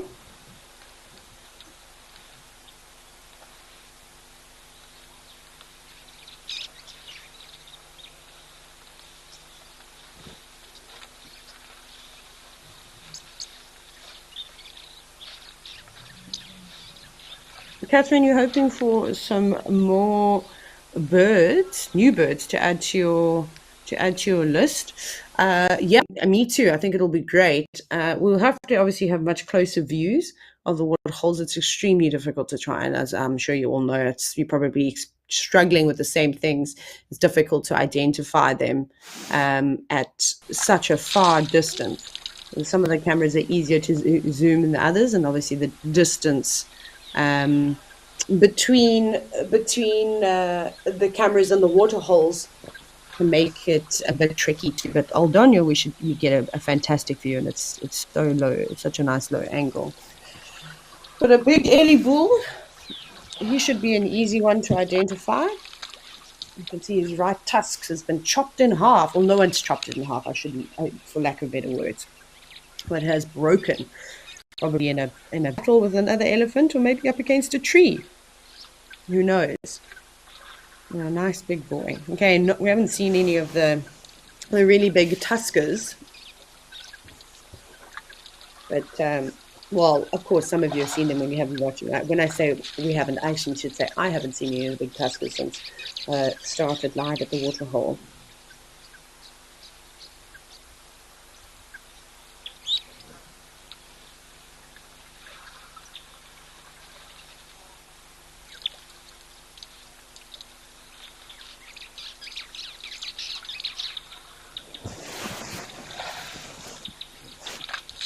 I think it's wonderful seeing this elephant drink, but while there's a bunch of birds at the base of the dam, let's have a closer look.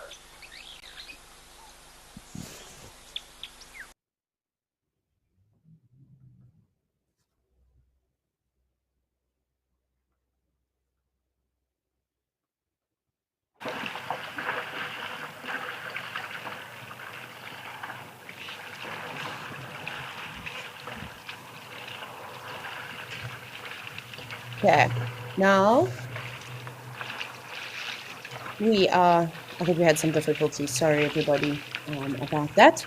We're back at Okukuya, where all of the, not impala, all of the springbuck are here again. There's maybe some zebra on their way down. That could be them also drinking on the other side of the dam. Come on, black rhino. Wouldn't that be great?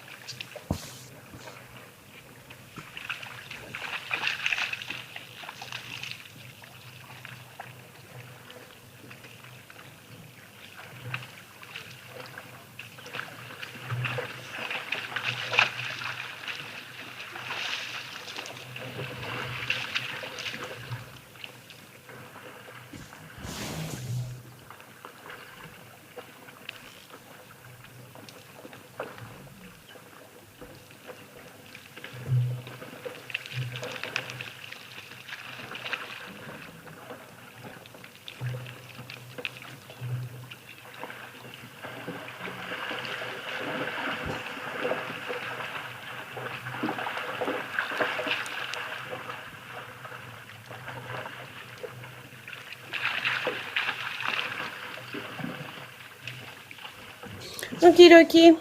Another elephant down at Jamala. Let's go check it out.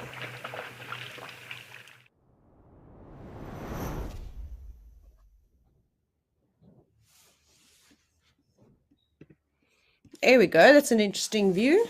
This is where we started the show. Was it not yesterday, the day before?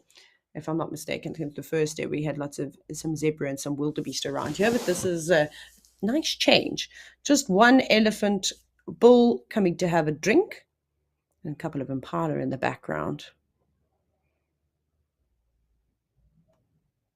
And a giraffe also in the distance, just coming over the hill. Maybe we'll have some action around here.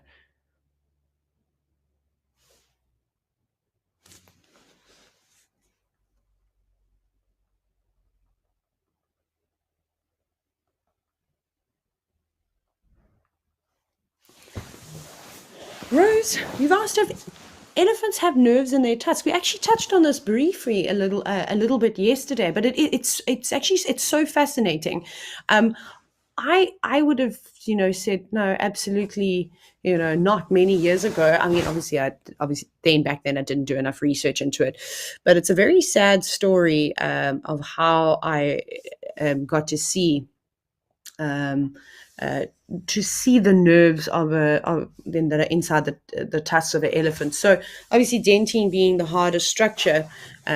For those of you that ever chipped a tooth before, right? Not all the way down, but just at the top. It's a bit uncomfortable, but it doesn't, hurt forever. It might be a bit rough and sharp, and that can cause some frustration.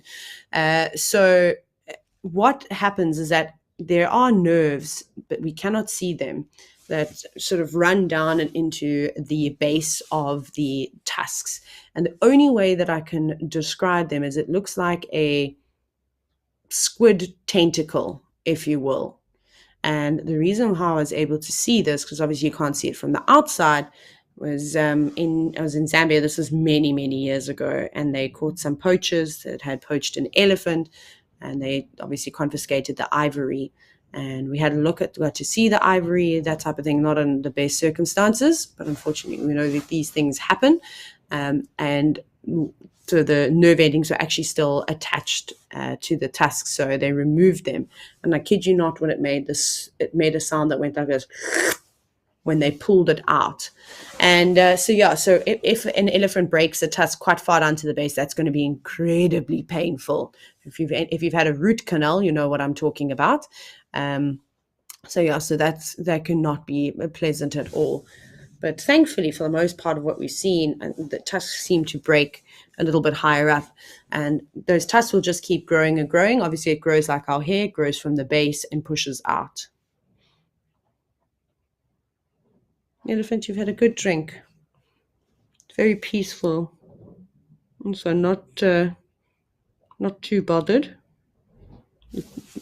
Twisting around its trunk, maybe having a little smell of something. Perhaps something caught its attention just behind and thought it would investigate that way.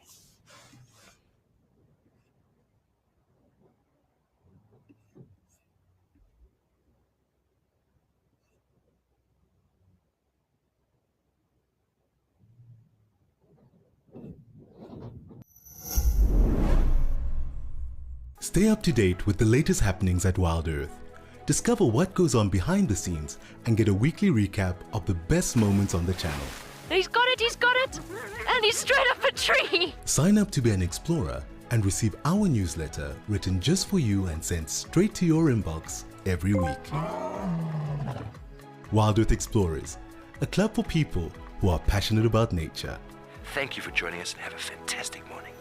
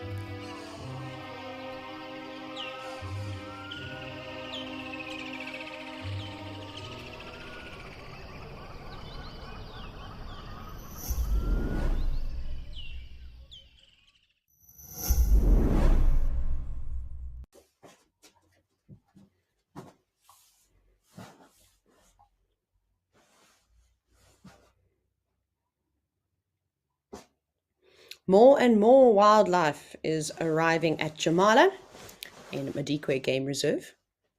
We've obviously got some zebra, we've got a pala, elephant, and then a giraffe. Very cautiously heading down. And this is a different species of giraffe that we're seeing. Maybe we can try and have a little zoom in and a closer look. This is a southern giraffe. No, don't turn away. Come back. Maybe not comfortable drinking from such a steep ledge.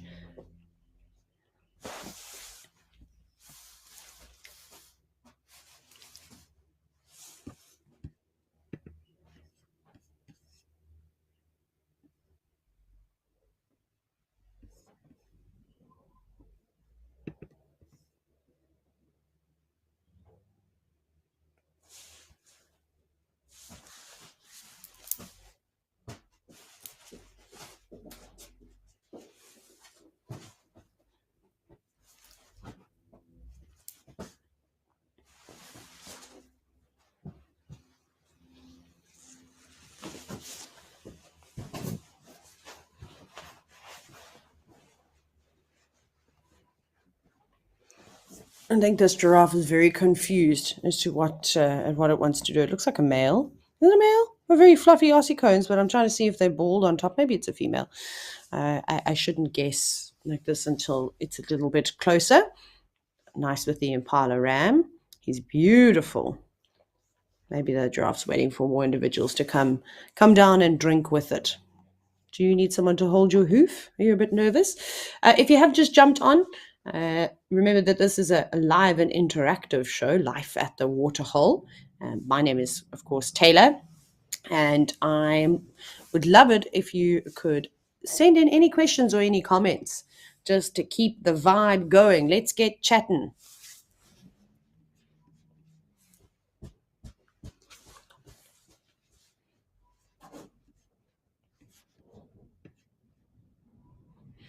It seems as though Okokuyo is the place to be.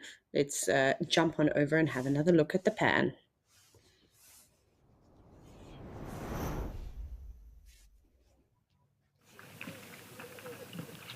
More and more spring back and the wildebeest. Yeah, if you don't, I'm going to threaten all of you now. If you don't ask me questions and send in some wonderful comments, I'm going to start singing. And that's your own fault. I suppose you can mute me, but I will start singing, and it's terrible.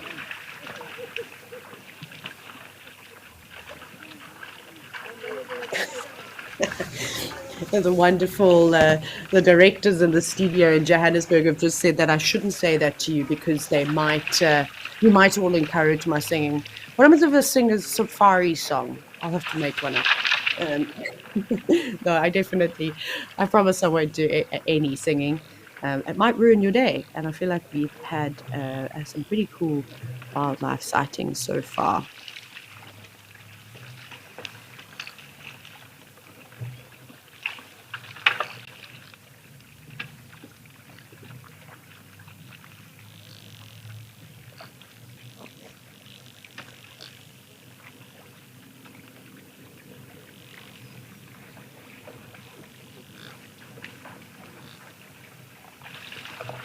Well, you've actually just mentioned that it is such beautiful scenes that we are seeing today. And we are, I feel like just every day is a little bit on the different side. And you just never really know what's going to come around. And I suppose that's also another tricky thing. Like, which camera do we go at that's going to have the most action? Because you can quite often miss it.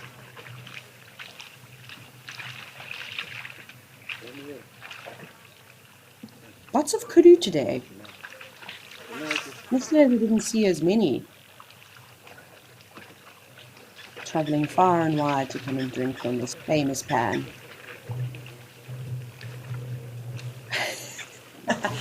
So we're going to digress slightly. Lenny, you've asked what type of dog is Tucker. This is my dog, everybody, and he will feature because he's just attached to me. He is a mixture of things. We actually have no idea. I don't think doing a DNA test on him will be very conclusive, but we think that he is a Rhodesian Ridgeback cross shepherd, and more specifically, a Belgian Malinois. And I'm sure there's something else in him too. He's got a rather large sagittarial crest with that big bump on the top of their head, and you see that in Great Danes, and you also see that in German or pointers, the pointer family of dogs. So I don't know. I don't know what else there is in him. He's a bunch of things. He was obviously a rescue. He was dumped on the side of the road with 6 of his siblings. 3 of them are now working dogs. Tucker, I taught him unintentionally to track leopards, so we do that quite often. He's very good at it. And today he tracked my footprints back to the car, because we obviously walked from the car on the beach, and for some reason he had his nose on the ground following my footprints all the way back to the car. So it was quite fun to watch. So something in them, with that drive to run with their nose on the ground. I'm trying to think in comparison to this. Now I need to look. How tall is a springback? Let's quickly see here. This is obviously a hard thing to remember, heights of everything. But so both sexes of springback, so male and female, is not too much size difference. They at the shoulder, they stand at anywhere between 71 and 86 centimeters. So if you're in inches, that's 28 to 34 inches. Let me quickly look. I have to stand up now and kind of gauge shoulder height. Tucker's head is probably a little bit lower than that, but his head just goes below my hip, so he's quite big. He weighs about 45 kilograms. A big boy. It weighs a bit more than a springbuck would weigh. Not a bit, but I feel like 45 kilograms would be the maximum a springbuck could get to.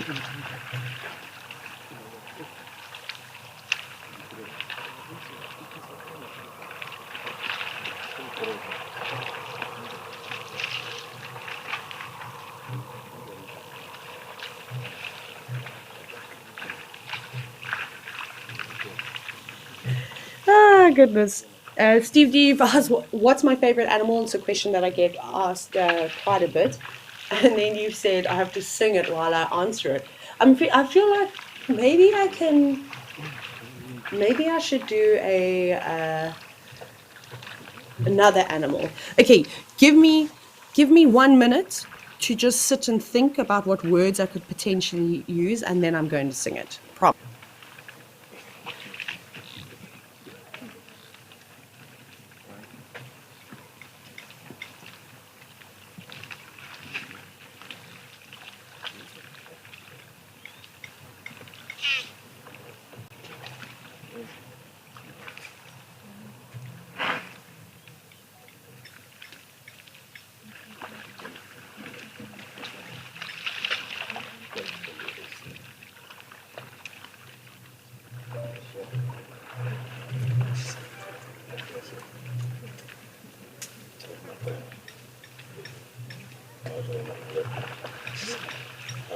I feel so pressured now. I don't know how to sing it. Oh my goodness. I don't have to think of it. I have to think of it too. Now I'm being scolded by the directors saying that they warned me that this was happening, and I suppose I have to come through with it. I have to come through, right? Oh my goodness. Okay, are you ready for this? Oh, there's an elephant. Okay, well, Steve, my favorite animals are elephants, so I suppose it's time. I love the way that elephants drink. They use their trunks and some. See, this is terrible. Wait, I love the way that elephants drink. They use their trunks and sink it deep. Does that rhyme? Does that go? I don't know. Everything I have to do obviously has to rhyme, which is not particularly easy. They've got these really big ears which they flap around to get rid of the flies. Okay, no, I can't do this. This is terrible. It's so embarrassing. I'll have to sit and think of some things. Maybe I'll have to try and make up a rhyme about how I love elephants. I've now been told that I could potentially win the competition idols. I don't know. I'd probably get the wooden mic award.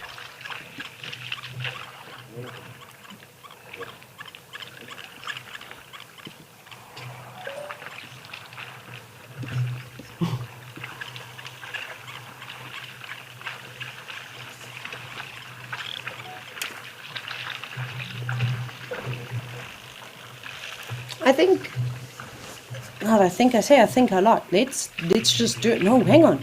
Why are those kudu coming all the way in? Is it kudu or is it oryx? I can't see. No, it's oryx. Oryx that are coming deep into the water. We are going to zoom in and have a closer look now. See what they're up to. A little bit of tussling at the back there between some individuals.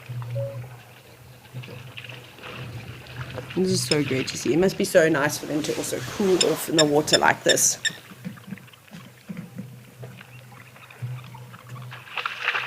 So this species of oryx, the common oryx, is the biggest species of oryx that we see. They also have the longest length of horns, and I've seen some oryx, and I haven't seen very many, but their horns are spectacular and can grow over a meter. I think the record is 1.2 meters for the longest length of horns, and they are like swords. They are super aggressive, and one of the things that they're known for is actually trying to fight off predators. So a lot of animals try and run away. Of course, if they can, they will, but they'll often stop and turn and fight.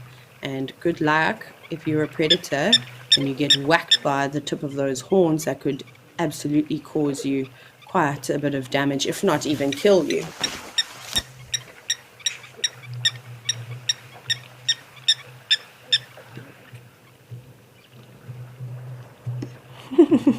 Catherine, you said you think James will be proud of my singing. I used to sing a lot of songs on Safari Live when times were quiet. I sang a chameleon song. I had to rap a happy birthday song once. I was put on the spot for Brian, one of the previous cameramen. I used to sing all the time. I still make up jingles. I still think I actually missed my calling, in fact. And I've been referred to as a young Charlie Sheen. No, I'm just joking. I absolutely wasn't. I was obviously referring to 2.5 Men. That's the TV show, and he makes up a lot of jingles. But I can sometimes be quite good at them. I got a bit nervous there, but I sit in the when I'm in the car, I make a lot of them up. But also just sing to myself. Poor Tucker has to listen to me sing quite regularly. Just made up tunes.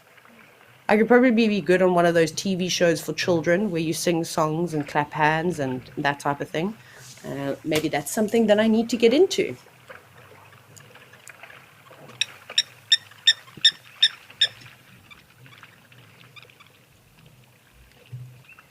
Wally, you said that the singing is not so bad and that you're going to stick around. Thank you. That really wasn't my best. I'm gonna have to change it up, and when I get a moment, maybe sitting on the beach inspired, I'll be able to come up with some cool tunes. But if any of you have any ideas for songs about wildlife, especially during these quiet moments, why not? Why can't we do a little bit of singing? Obviously, don't stress for those of you that are like, I don't want to hear any singing. This is a wildlife show. We won't do it all the time, I promise. But just every now and then could be quite nice. For the kids. For the kids. Do you know what's also really what's actually quite funny is right, a lot of people have pets, and when people go away, like in Hoedspruit, we have to keep our animals inside because leopards and things like that, it's very risky even during the day to just leave them outside for short periods. So many of my friends up here will actually put the Waterhole cameras on to have, like, ambient sound in the background, which I think is hysterical. So clever.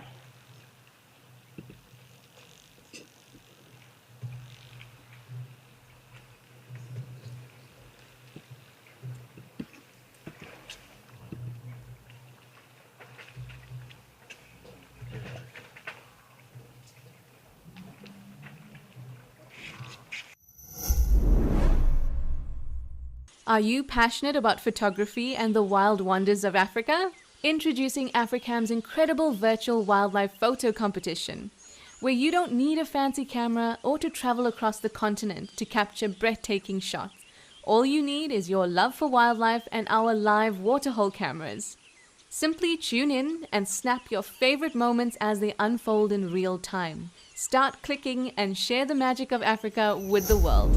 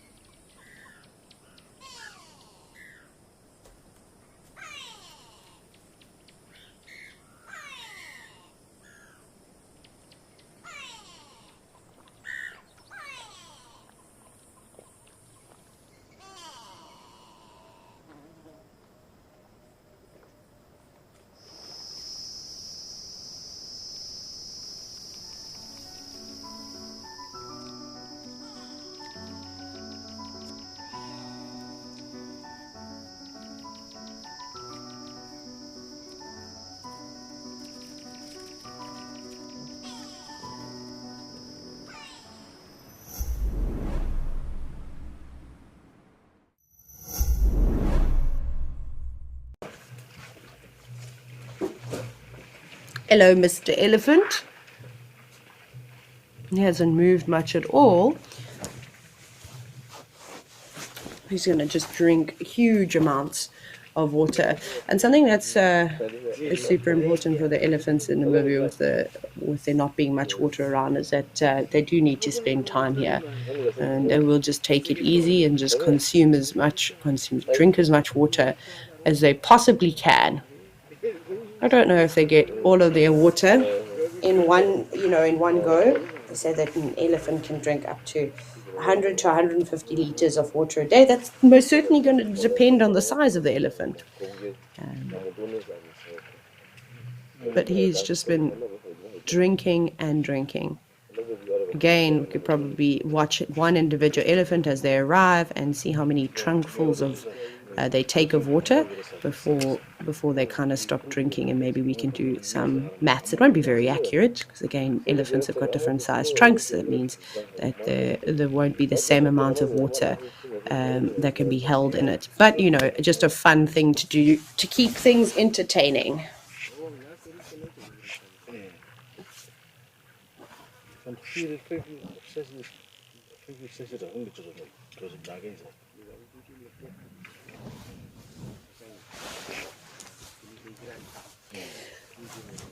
So we haven't been to the Tau camera, which is also in Madikwe in the northern parts of the reserve. Let's go and check out and see what's happening there.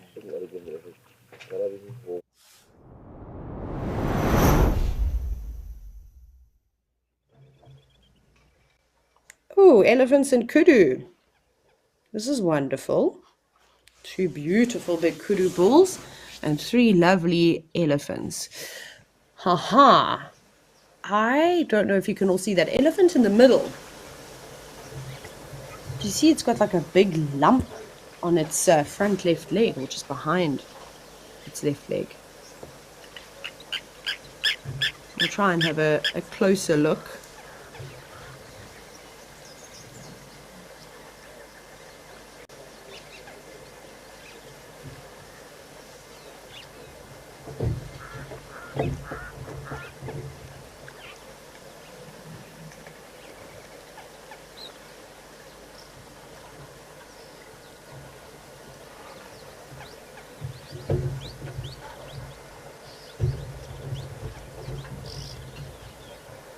We're just waiting for, of course, the camera to do its thing. Like I said, it takes a little bit of time.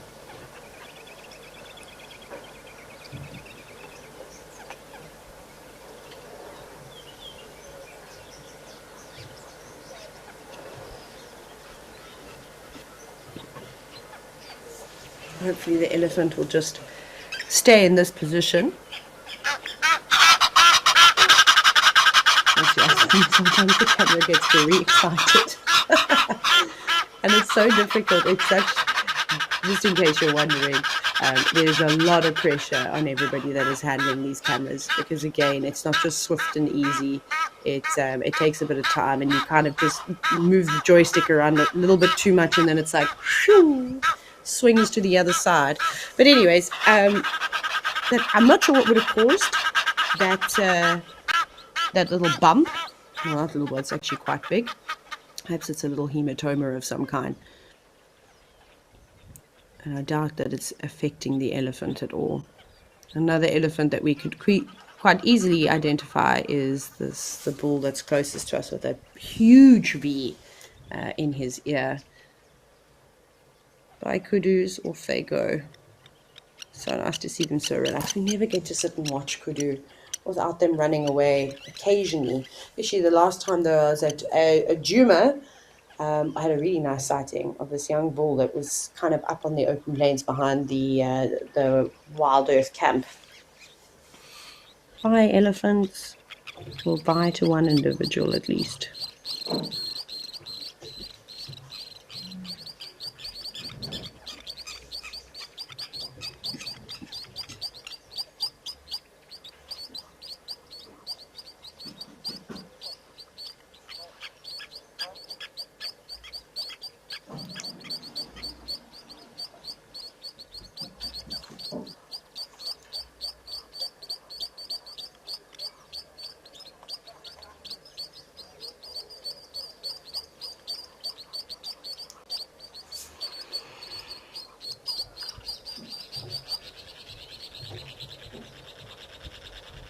It's always just so lovely just to sit and watch.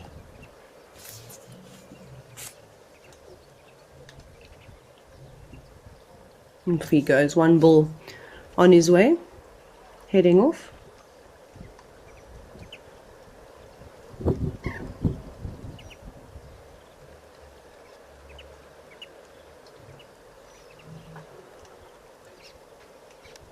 Maybe we can have a look at the little birds on the ground. I don't know if you can see them, just the foreground of the elephants. I think they are black-winged stilts by the look of them.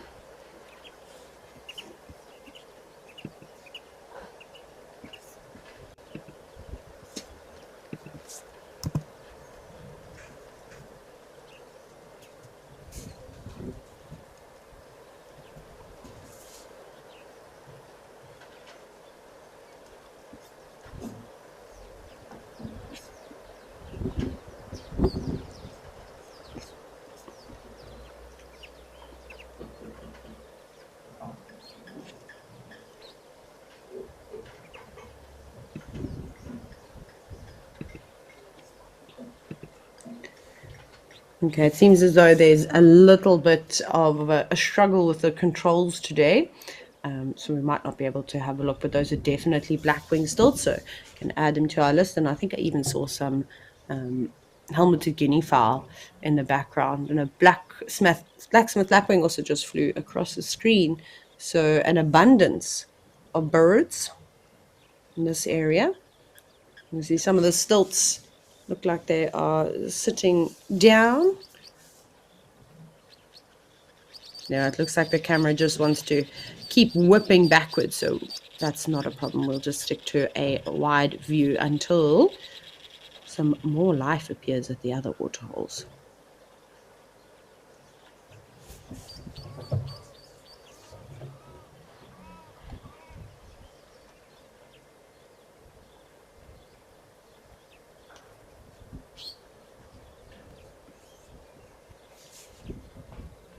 And then see how the younger bull on the left, let's see what he's going to do. Is he going to approach the big bull?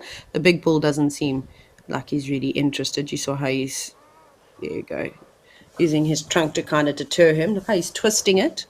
He kind of flicked it down.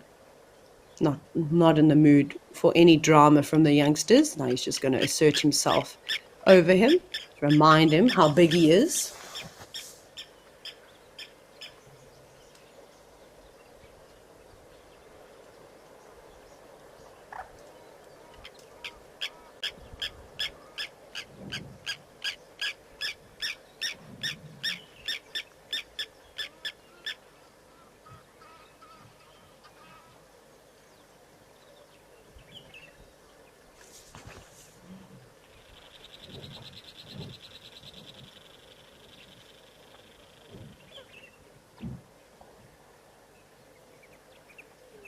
I'm actually surprised how much bird life is around this area. It's so bare and open, and actually the most black-winged stilts I've ever seen in my entire life. But again, I haven't visited all the places where these birds occur.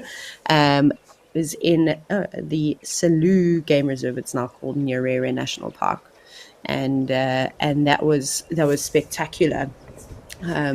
Gosh, if you want to see lots of crocodiles and lots of bird life, pelicans and all sorts of things, you actually got to go and visit that area. It's my second favorite national park after the Lower Zambezi National Park. Whew. They're very different ecosystems, but in terms of just scenery and the wildlife that is going to occur there is going to be beautiful once it just starts to recover a little bit.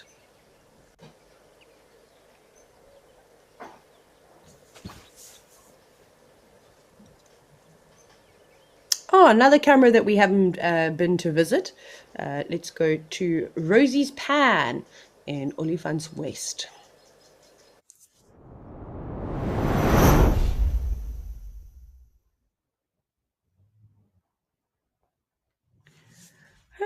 Different view. One from above. I kind of like this pan. It was quite nice that there's a couple of reeds with these two elephant bulls. They've been drinking here for a little bit of time. Their front legs seem to be quite a bit of their body seems to be quite wet already, and perhaps even had a bit of a dust bath. This elephant on the left has got this beautiful streak going atop of his head and all the way down his back of the red earth that is around the pan.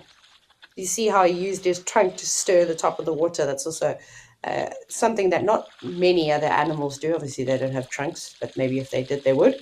But because elephants like such clean water, they'll just stir and try and get rid of the sediment that's formed on top, maybe this bit of algae, and get away from it.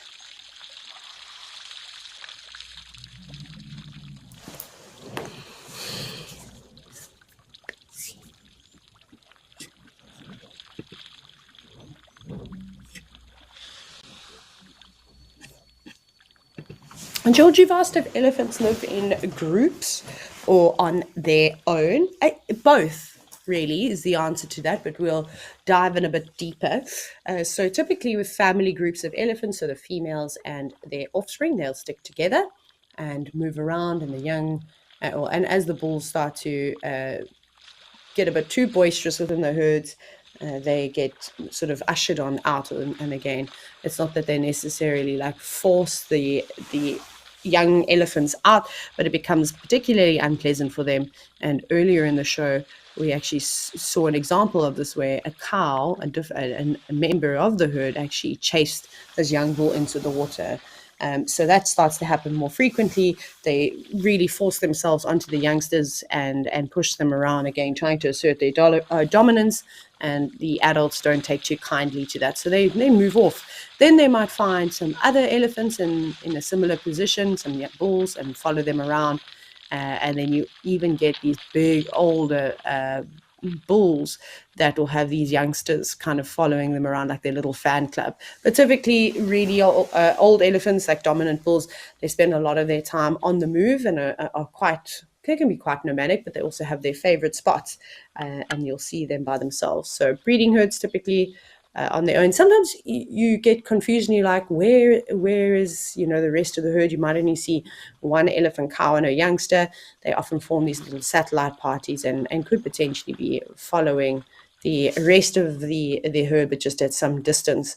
And it's something you have to be very careful of, especially when you're on foot, is not to get in between the main herd and a satellite party.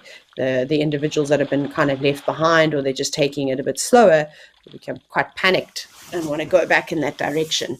And that could not be good news for you.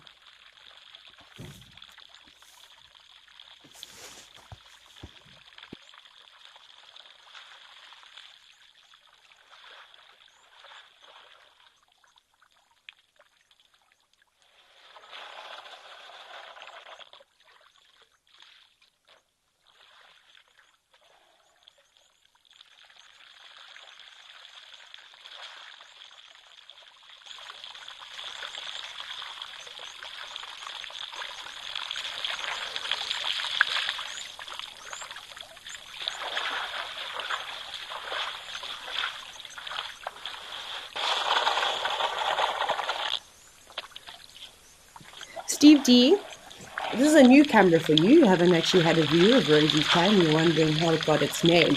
I'm actually not entirely sure.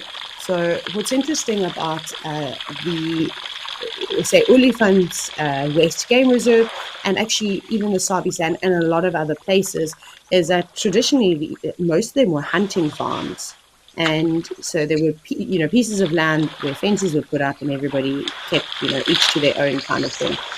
So probably a very long time ago, people had come up with some names for different pans, but the story necessarily around this, maybe it was somebody by the name of Rosie that resided on this land before it was a game reserve, and that's what she called it. Or if it was taken over, of course, the names don't necessarily stay the same. They can, of course, change. But we do see a lot of pans that are named after people, sometimes even animals.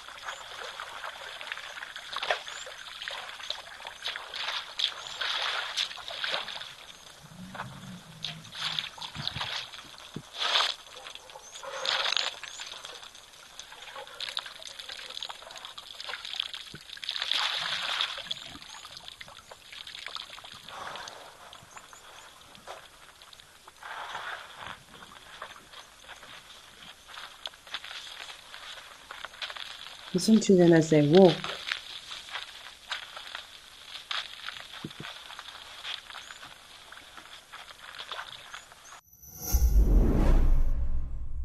Chatting around the fire is an ancient practice that has connected humanity for centuries, and we want to keep it alive in our modern age. As an explorer, you'll have access to intimate gatherings with our naturalists, fascinating guests, and experts where we share knowledge, insights, and stories around a crackling fire.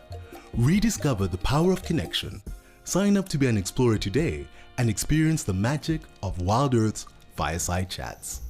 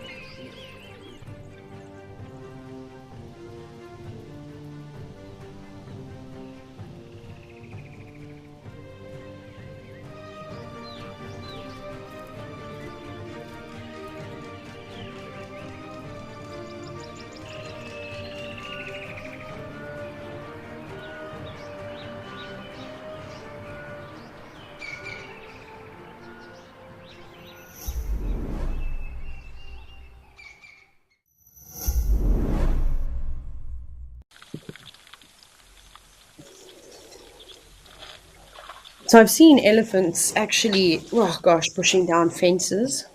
I've seen them using trees, pushing down the tree onto the fence to try and get out, like intentionally doing this. Um, I've also seen footage of elephants just running straight through the fences. Now, a thin wire is really not going to hold them back, but the fences, especially as part of the law in South Africa, if you are going to have potentially dangerous animals, so specifically like the big five, you need to have an electrified fence. But it's not a constant current, it's just pulsed. It's not there to try and kill the animal, just to give it a shock and a fright so that it moves away. And off they go, just like that. This will be a nice pan, I think, to see leopards coming down to drink. So again, that is on the list. I really hope we do get to see some predators. Well, a little while ago, apparently there were wild dogs here. Again, being part of the greater Kruger, really, there's so many different species of animals that we could potentially see. It's just all about being at the right time, at the right place. And having the cameras helps our chances exponentially. Obviously, if you're bound in a vehicle, you can only be in one place at one time. But here we're able to jump back and forth from different cameras in different parts of Africa.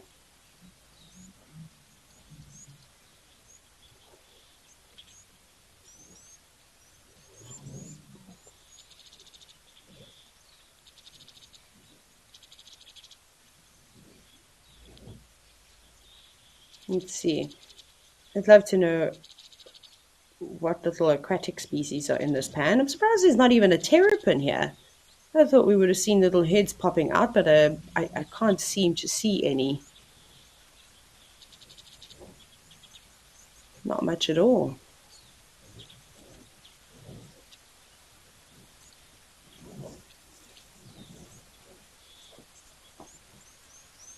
Just a few little swallows or swifts swooping in, drinking water. I'd even be excited for a big flock of guinea fowls to come and have a drink.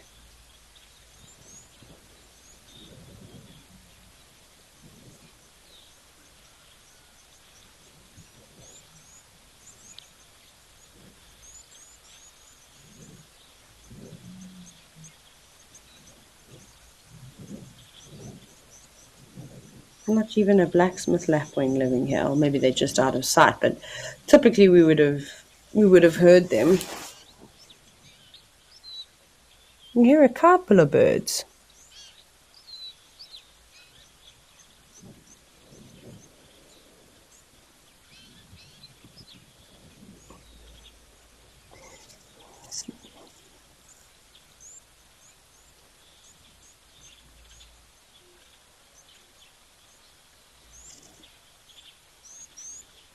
I'm going to have a little look around and see if we can't see any more of the birds.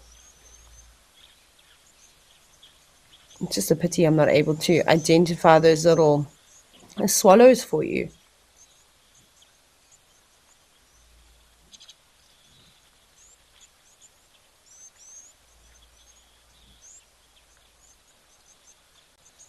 Oh, a little bird has just landed at the back. Coming down to drink. I think where there's a tree on the sort of top left corner, and I think there might be a lot of birds that are sitting on that, kind of using it as a place to sort of hide away, a little roosting spot, and then diving down to have a drink of water.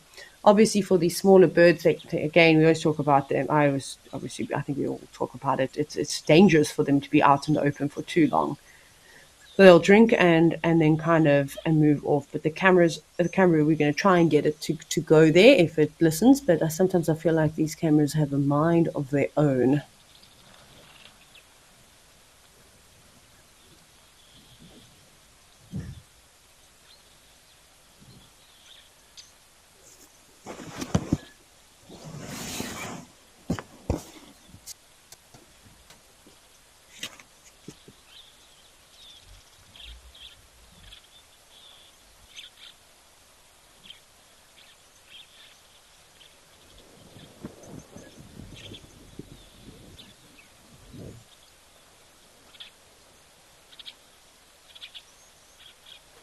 some impala.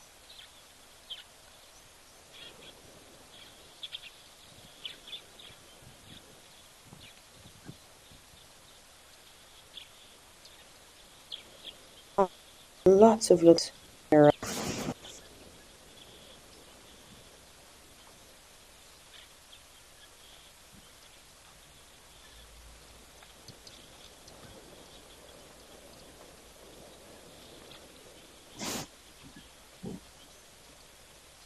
Carl, yes, there's definitely bullies at the Waterhole for sure. Um, Gosh, I mean, it can be kind of different. So obviously, we see elephants. I think that they're possibly the worst at chasing other animals away. Hippos don't like it, especially when the pans or dams are drying out. Then they can react a bit more aggressively towards other animal species. Buffalo, if they're in big herds, I mean, they just come in like steam trains, and there's so many of them. But they don't necessarily always boss other animals around. They tend to chase each other when they're in there, especially the males. And then in terms of birds, blacksmith lapwings and three-banded plovers, probably the funniest love-hate relationship that you can see around a waterhole. I mean, blacksmith lapwings are quite tall, and the three-banded plovers are the tiniest little birds. But between the two of them, they dislike one another, and they're constantly chasing each other about. Egyptian geese also can be quite boisterous and chase especially other Egyptian geese away. What else? What else is bossy? You can see the impala all quite happy drinking for the moment. A big ram might get annoyed with some of these younger rams in the area and typically chase them. But you can see he's busy trying to feed in amongst those bushes, maybe looking for some vegetation that has not been feasted upon. You might be lucky.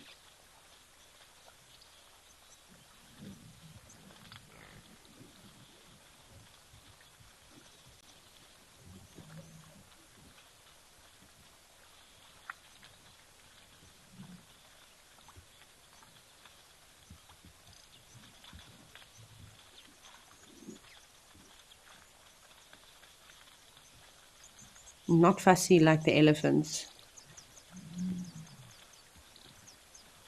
Drinking anywhere, not minding the algae. Tina, you've said that Rosie's pan's looking very peaceful. It is. Absolutely. Just a slow flow of wildlife moving in to drink. And that's kind of what happens during the day, especially at this time of the year. They just come in and out, come in and out. So it just depends on what wildlife is around.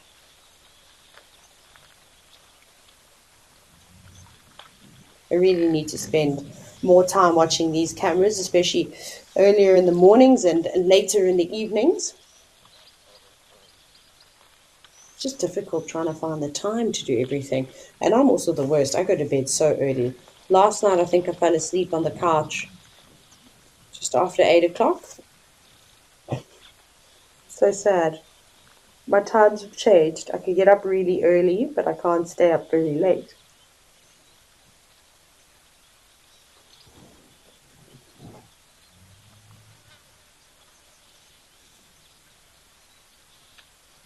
Let's quickly pop back to Jamala and have a look if any more elephants have come down.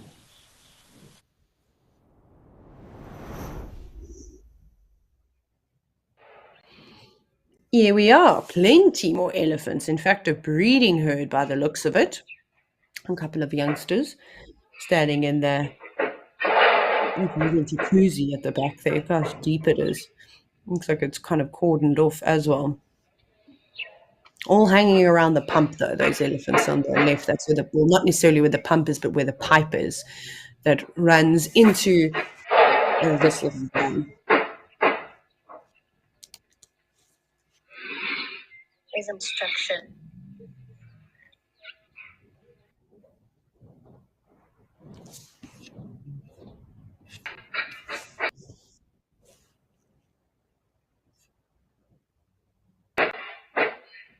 You might be able to, of course, hear the construction that's going on in the background. The elephants don't seem to mind. I'm sure they're pretty used to it.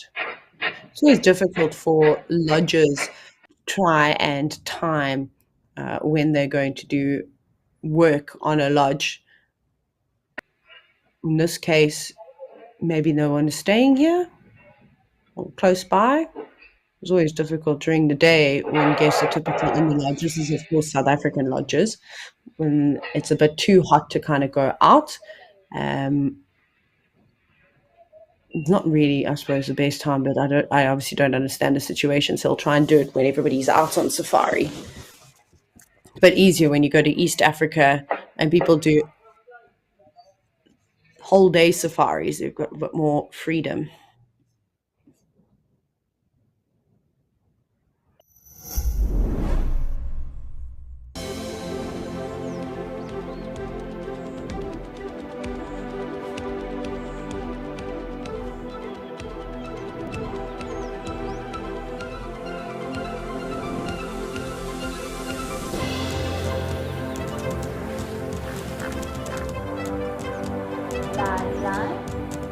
Those sounds just go straight through you.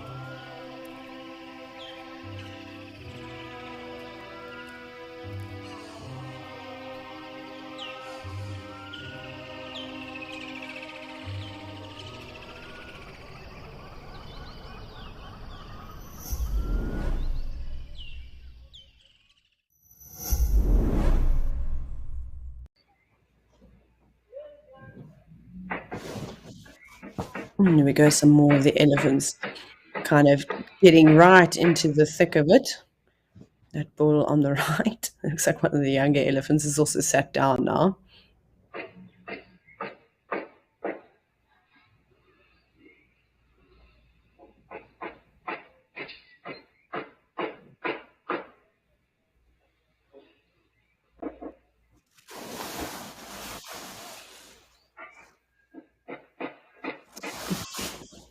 Right, let's check out another camera in Madikwe.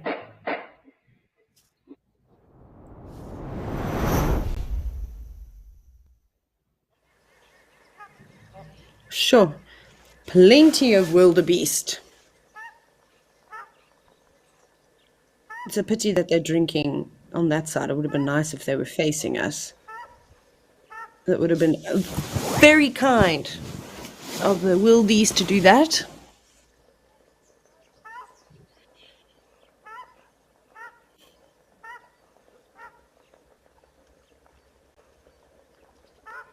Some of them charging in.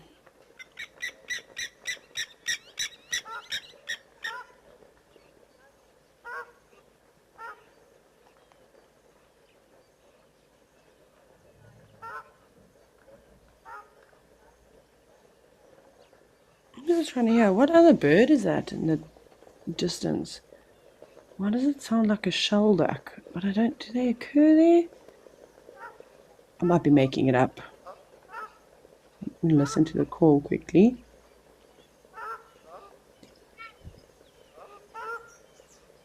It does sound like them. Definitely sounds like South African shelducks making that sort of honking sound in the distance, which is quite funny because typically geese make honking calls and ducks will quack. Of course, there's always the exception.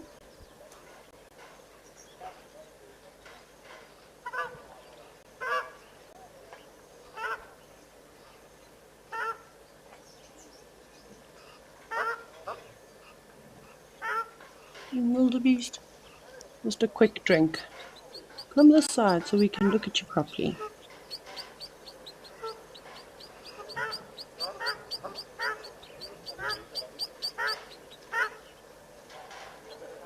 Very chatty, those birds.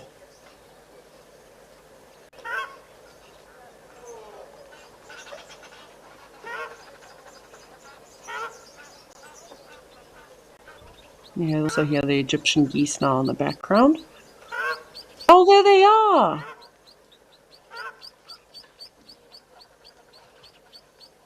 I don't know if we can look down again. We'll try. I know we've been having some issues with this camera where it kind of flicks back up, but if we got a brief glimpse of South African shelducks, and then it looks like maybe red, I don't know if I saw correctly, maybe red-billed teals as well. And then I definitely saw a white-faced whistling duck. At least one.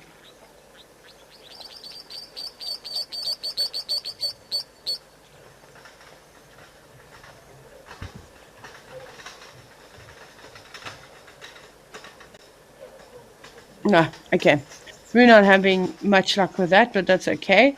A nice one to add to the list. And an elephant. And an elephants. Sorry, let me add an S to that. There's a mom and a youngster. Keeping a wide berth of the wildies. Looks like she doesn't have any tusks. The cow in front, from what I can see. A tuskless female.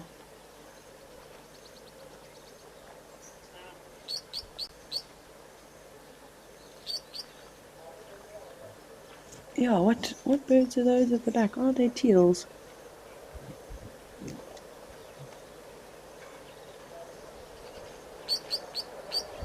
Let me just check on my bird app.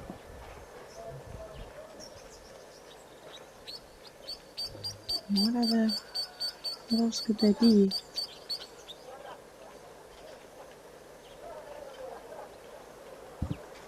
Hi, Ellies. Just they're moving quickly. Where's the rest of you? Perhaps that's where they're heading. Mom's not happy about something though. Ushering that little one along quite quickly.